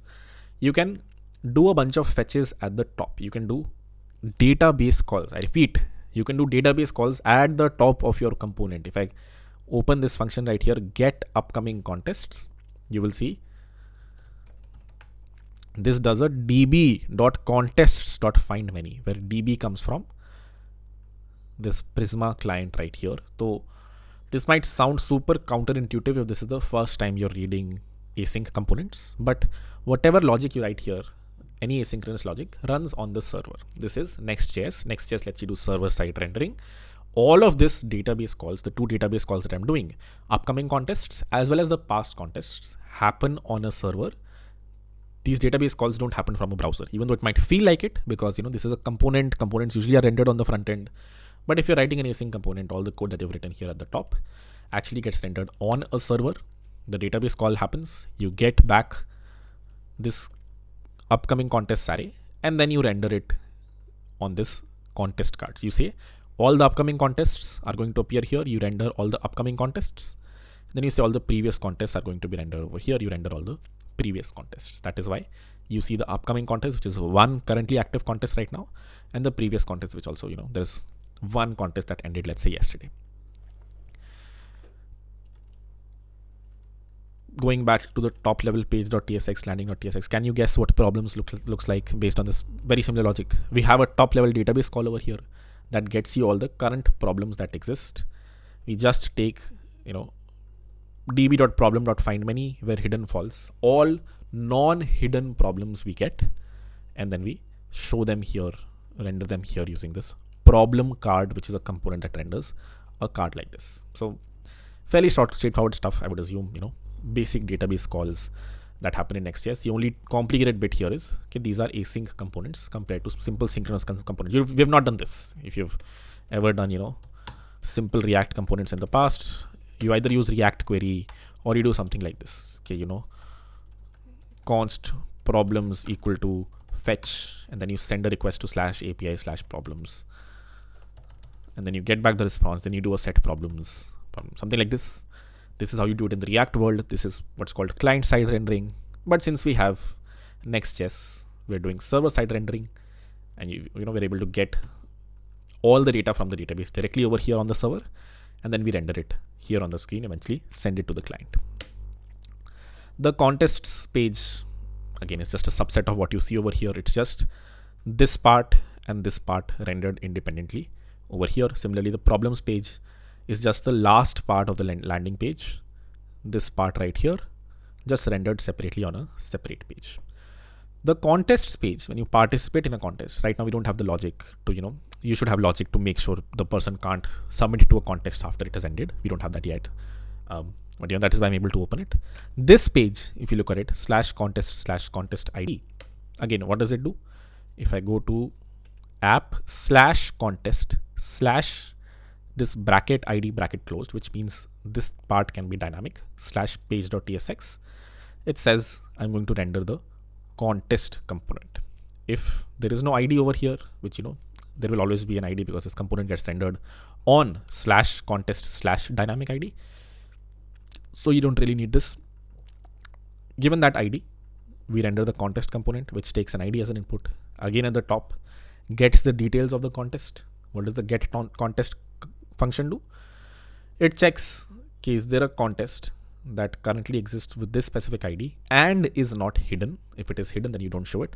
Here is where you should add, checks like, the end time hasn't yet passed. If it has passed, then you probably shouldn't show the user a contest. The contest is already completed. The user shouldn't be able to see this page. The user shouldn't be able to submit to this specific contest. We don't have that logic. We should add that logic before we conduct a contest over here. You get back this contest details over here along with all the problems that exist for this specific contest. This contest has 2 problems right here. And then you just render the contest problems table, which is this table right here, which takes the contest as an input, and you render the clock on the right, which currently is empty because this specific contest has already done, it's passed. If it wasn't, you should see a clock over here that goes down with time, 3 hours, 59 seconds, 20 minutes, so on and so forth. And then the points that you have garnered for this specific contest, which in this case, since the user has solved both the problems, they have some points that they were able to garner for this problem, for this contest. You see them here. That's what you see on this page. And then when you click on the solve button, the most interesting page here, /contest/contest ID /problem/problem ID. This renders a specific problem to the user. If you go to /contest/contest ID /problem/problem ID /page.tsx, this is what renders the problem statement on the left, this problem statement that you see, and the problem submit bar on the right, which is this section that you see right here. Problem statement is fairly straightforward. It simply uses this React-markdown library to render the markdown as rich text over here, rather than simply rendering ## to some over here. You see rich text over here because we use the React-markdown library. This problem submit bar, this thing that you see on the right, this renders a few things. It first renders 2 tabs, whether you want to submit or whether you want to see your existing submissions. Then it renders if the current path is, or the current tab is problem, then you render this specific submit problem, else you hide it. And if the current active tab is submissions, then you render the submissions component, which shows you all of your existing submissions. The submission component is straightforward. You do client-side rendering. You basically send a request to get back all of your existing submissions and then render them on the screen. That's how the submissions table is rendered. That is why you see a loader. You should ideally see a loader over here. Take like 2 seconds to send out a request, get back the response, and then render your latest 10 submissions. You can add pagination over here. The user can go to page 2, page 3 and see all of their existing submissions. One good thing to add in case you're thinking of getting a Mountie. And the original code over here that you see is rendered in this submit problem component, which if you look at it, it iterates over all the languages. Let's see, gives you a select based on all the languages. You can select what language you want to select. Renders an editor, which is an editor that looks like this. This comes from Monaco editor / React, a very popular library to, have code highlighting. If I press FU, it shows me function over here. I can press enter, things like these. Monaco editor, I think this is the editor that's used in VS Code as well. So it gives you a bunch of things. You can just use this out of the box. And then, adds a button, which if you click on it, it sends a request to the submit. It calls the submit function, which number one sends a request to /API/submission with the code, the language, the problem ID, and the current contest ID. And then it polls. The function call says polls with back off. We're not really backing off here. Backing off means, the first request you send after 1 second, second request you send after 1.5 seconds, third request you send after 2 seconds, so on and so forth. You keep on increasing the time. You keep backing off from the server. We don't do that. We just wait for, if the status is pending, we wait for 2.5 seconds and then we recall poll with back off. We just keep retrying again and again unless the number of retries becomes 0. We initially call this with 10 retries, and then if the first time we get back a pending status, we call this again with 9 retries, then 8 retries, and 7 retries. If we don't get back any response for 10 retries, which means for 20 seconds each, we wait for 2.5 seconds. We try it 10 times. We try for 25 seconds. If we don't get back any response for 25 seconds, we just let the user know, okay, hey, sorry, we're not able to get back the response. Either our judge is down or the queue is really long. Please go to your submissions section and, try to check your latest submission. We were not able to get it directly. We tried for 25 seconds. So we have that logic over here. Okay, we will only retry 10 times. We won't infinitely retry. If it hasn't happened for 25 seconds, most probably either the judge is down or, the queue is really long, which means there's nothing you can do. You can still keep repolling, but it's not the best idea to keep repolling because you'll overwhelm the backend. If the backend is down, you're just infinitely hitting the backend. Rather just stop after 10 times and let the user know, okay, please go to the submissions tab and see your submissions. We don't really know when it'll happen, or it might happen really late. We've tried 10 times, it did not happen. So please just go to the submissions tab and check the status of your submission. If, however, during one of these polls, we do get back a response that is not pending, if it is AC, we toast the user with an accepted, we set the status to be accepted, we set test cases, which renders these test cases over here to whatever the response the backend returns. And these test cases variable, if you look at it, the test cases state variable is what renders the test cases over here. If I try to make a submission, we poll the backend, we get back some test cases. Those are what render these 4 blocks over here. If you look at it, let me refresh the page one more time. Initially, there are no blocks over here. We don't know what test cases are running, how many test cases have run. Even when you click on submit, you don't see any test cases. When the first poll happens, and you get back some set of test cases from the backend, is when we create these 4 boxes. Initially, they are pending. If you look at it, this guy over here, the status was pending. If you look at the second guy over here, the status was pending here as well, which is why we saw yellow boxes here. And then eventually in the second poll, the test cases got pre-filled with compilation error, and that's why you're able to put X's over here. Why was there a compilation error is the question? Oh, result does not exist, that's why. That's how you render the test cases. The only difficult bit is, what happens when you set the submit request, which we discussed initially. Let me discuss a little bit more. When you click on the submit button, where does the request go out? A request goes out to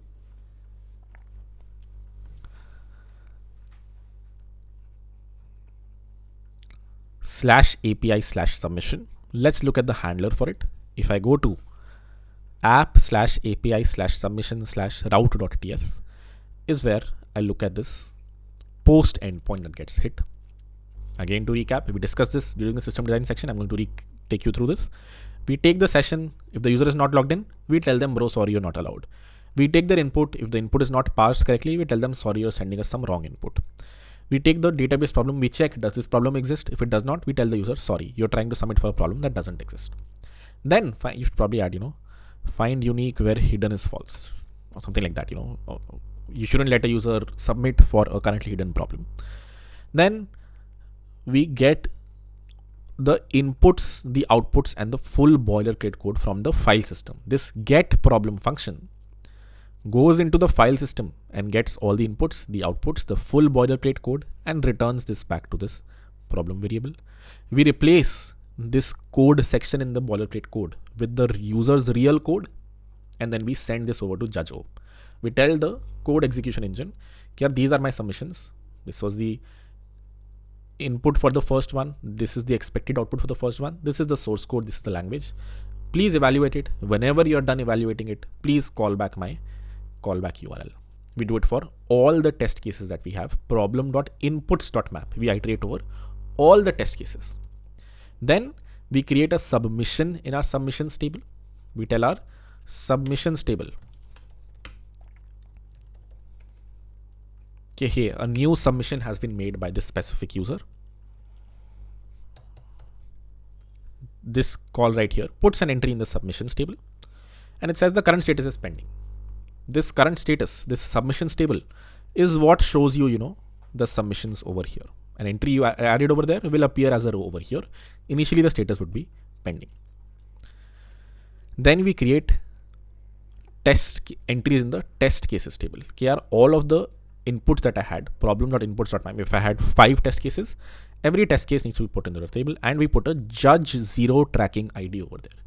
Whenever you create a judge 0 response, you send an entry to Judge O, it returns back an ID to you. If you look at the response for this, whenever you're sending a batch request, it gives you a tracking ID for all the submissions you have made. Okay, you can track this ID in the future. I will let you know in the future.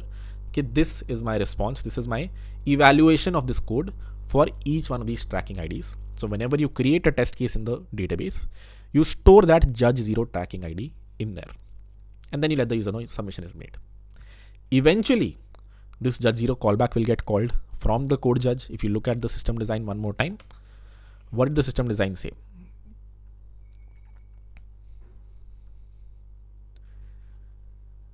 The system design said, okay, you forward this request to judge 0, and eventually the workers will pick it up and call back your webhook, call your callback URL. So what gets called next? The submission webhook gets called from judge 0, and here is where we try to get the test case with that specific judge 0 tracking ID. The judge 0 tracking ID that we stored over here becomes useful later on when our callback gets called, because judge 0 worker tells us, "Kya tumne mujhe diya tha na, you gave me this specific problem. I gave you back a tracking ID. Here is the response for that tracking ID. That specific thing has evaluated to, let's say, a status of, could be anything, could be wrong answer, TLE, MLE, runtime exception, so on and so forth." So this specific code is what updates the test case. The only extra thing we have is, if the pending test cases have become 0, if all the test cases have been evaluated, we update the submission as well. The submission that was made, which was set to pending, if all the test cases have been evaluated, we update this to be AC or wrong answer as well, so that whenever the user comes over here, they can look at their final status. They can look at the tests, the number of tests that passed, the number of tests that failed, so on and so forth. So this is, if you look at the entry that we make, if the pending test cases are 0, we update the submission to set the status, set the time as the maximum time a test case took, set the memory as the maximum memory that a test case took, and update that specific submission so that whenever the user comes on the front end, they can look at the maximum time a specific test case has taken. You can also have this to be the cumulative time, the total time that was taken by all the test cases, and the total memory that was taken by all the test cases. Either is fine, whatever your platform wants to show. And a bunch of extra things we do here then is, contest related. If this specific submission was made on a contest, then we get how many points did this user get based on the current time that has, passed. If the time that has passed since the contest started is really long, then you don't give them too many points. So you calculate the points that this user should get based on how much time has passed since, the thing started, the contest started. Based on that, you decide some points for them. These points go down as time goes by, and eventually assign these points to this contest submission table, and eventually you generate the leaderboard from this as well when the contest succeeds. This is a bit about the real code that handles a bunch of these things. The most important part, the most difficult part to understand if you're trying to solve this. If you want to understand this, basically, just look at the route you're at. If you're at the /problems route, go to /web/app/problems, and then go to page.tsx, not problems/page.tsx, and you will see it renders a problems component. What does it do? It gets all the problems from a database and then renders them over here. It says check out the most popular problems on code100x, check out the most popular problems on code100x, and then iterates over all the problems and renders them 1, 2, and 3. So whatever you want to reverse engineer, if you want to understand how does standings get rendered, how does this leaderboard appear, if I go to the leaderboard of a specific contest, what gets rendered on /standings/standing ID, I can just go to app/standings/contest ID/page.tsx and see how do I get back the points, how does the final leaderboard get rendered. If you are curious about this, how does the leaderboard get created and rendered, there is actually another module here I haven't talked about, which is a leaderboard generator. This is something you can run after the contest has succeeded. If you look at the code over here, it does nothing. It goes over this contest submissions table. If you remember this table a little bit, the contest submissions table shows you all the right submissions for a user and the points that they got. If you look at it, it says that this user made this problem submission for this contest. This is their foreign key to the submission that got accepted, and these are the points that they got. So we get all the rows from this specific table for this specific contest in an in-memory variable, and then we calculate the points that the user got. We pre-fill this user points map, which will eventually have the user with ID 2 got a total of 1000 points, user with ID 3 got a total of 1100 points, user with ID 4 got a total of, let's say, 900 points. We pre-fill this user points in memory variable, and then we sort them based on the points. We finally store them in this contest points variable. This should just be called the leaderboard and not the contest points, but it basically means how many points did someone get during a contest. If I go to not the contest submission, the contest points table, it stores for a specific contest with ID X, user 1 got 826 points and hence their rank is 1. User 2 got 412 points, hence their rank is 2. 410 points, hence their rank is 3. And that is what shows up in this leaderboard as well. So since we don't support real-time leaderboards, if you remember, I said what is one of the hard things that are good to have here? A real-time leaderboard. We don't support that because a database isn't enough to do it. You have to create another in-memory sort of package that hits Redis or some other way to create real-time leaderboards because they're really hard to do. Go back a few slides where we discuss this in a little more detail. So during the contest, we don't support any real-time leaderboards. But after the contest has happened, we can totally, run a script that looks like this, a leaderboard generator script that will just, iterate over all the submissions and figure out who won, who came second, who came third, so on and so forth. It will fill up this contest points database or table based on which you can show the final leaderboard over here. That's a brief of how we've built the platform. Let me know if you understood this, did not understand this, you understand the architecture. We're going to harden this up a bit. A few good things to pick up. Let me create issues so you can pick them up if you'd like. Number one, the biggest, most important thing, rate limit every user. Right now, a submission can be made by a single user multiple times. Someone can put an infinite loop and post submissions. Our judge will have a very, very long queue.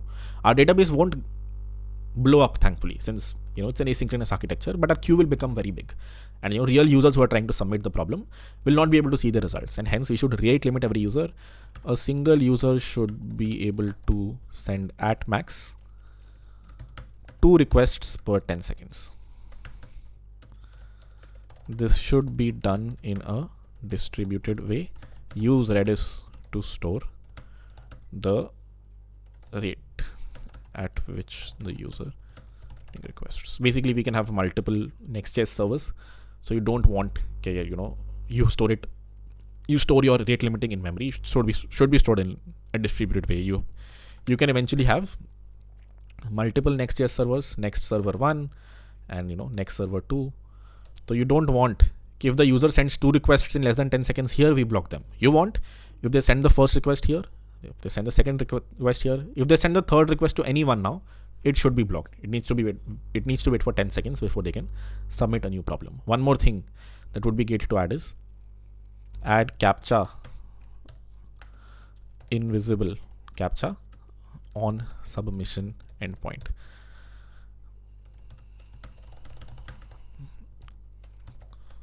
Cloudflare invisible captcha.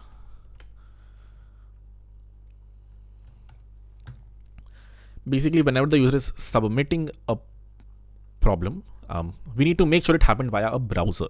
We need to make sure they aren't sending this via Postman or via a script. They're sending it through a browser. No one can create a script to submit these. For this, CAPTCHAs are a decent solution. CAPTCHAs are very annoying if you want the user to click on a CAPTCHA before submitting, and hence there is the concept of invisible CAPTCHAs, which you can use.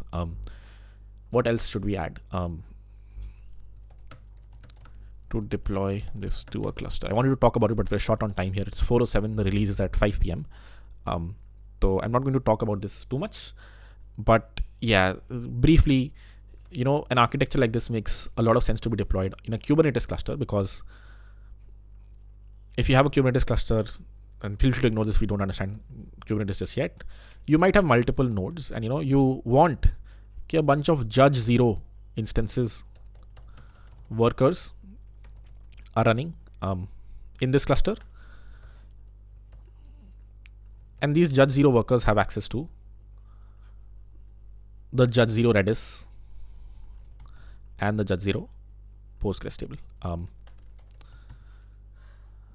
You want your own Next.js application to also be deployed here. You want the Next.js application to have its own Postgres database that's only accessible to the Next.js application. And you have the judge 0, let's say there's another node, you have the judge 0 API server,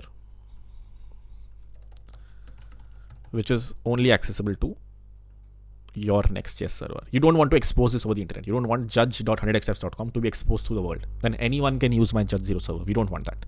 And hence you should, deploy this in a cluster where this is only accessible to these guys. You don't need Kubernetes for this. You can use, security rules to restrict this. You can create your own VPCs or virtual private clouds. It's just easier to do in Kubernetes. Just create a bunch of config files that let you deploy workers and your application, deploy the whole thing in a cluster, and only this thing should be accessible over the internet. Everything else should be part of your cluster, should not be open to the internet. What else? You should create an auto scaling group, or you should use something called as a horizontal pod accelerator.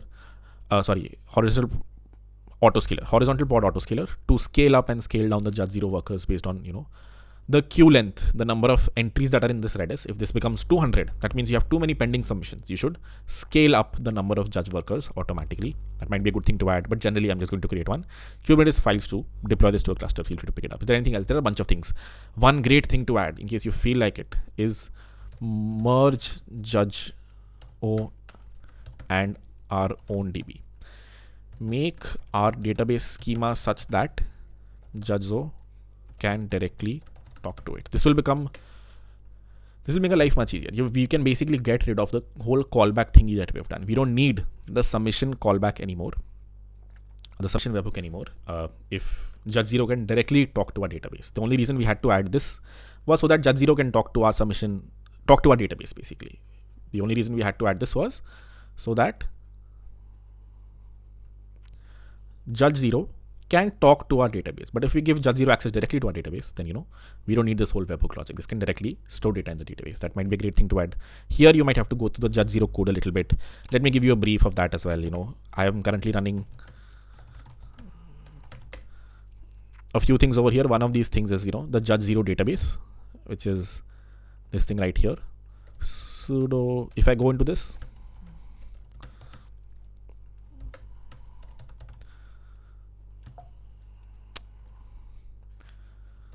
/bin/bash, and I can run psql-u postgres, and if I do a /tt, these are the tables that there aren't too many tables that the folks at judge 0 need. So, our primary database, this thing right here, I can just add 5 more tables over here. And that way, both the databases can become one. I can merge my judge 0 database and my original database. This is cool because, then we can get rid of this judge 0 worker talking to a webhook handler, talking to a database. This can directly talk to this guy. So that's another issue. And lastly, if you can figure this out, you will get a big bounty because it's hard to figure out.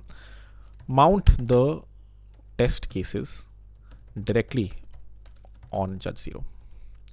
Right now, our test cases have to go to judge 0 via an HTTP call.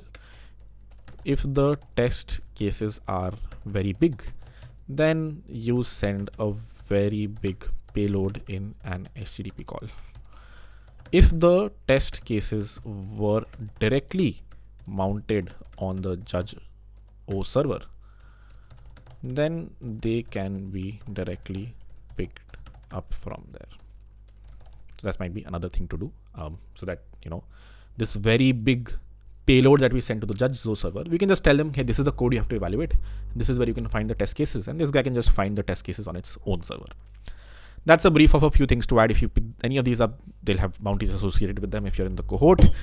I would say the most important one, this is like simple, should be a small bounty, simple, small bounty, but like good actionable, low hanging fruit. Very hard, big bounty, hard, big bounty, very hard, big bounty. This will require you to go into the judge 0 code base a bit. Same for this guy. If you do this, you have to change the application logic a bit as well. You have to change the foreign keys of where the judge 0 submissions are picked from. That's it for this, guys. Go to algorithm.next.js.com, try it out. There's a contest running. Oh, this one doesn't have anything. I'll change the contest, like the end time for this contest. You can go here. Even if we don't have the check right now to not let you submit. So feel free to submit. Might work, might not work based on the queue length. Someone might blow this server up because, as I said, there's no rate limiting. So try it out. If we make this platform stable in like a week, we'll try to do a simple contest. I have a few problems from back in the day when I used to set problems back in college. I have the test cases for it. So I'll just create a contest for you guys to have fun on. With that, let's end it. I'll see you guys in the next one. Bye bye.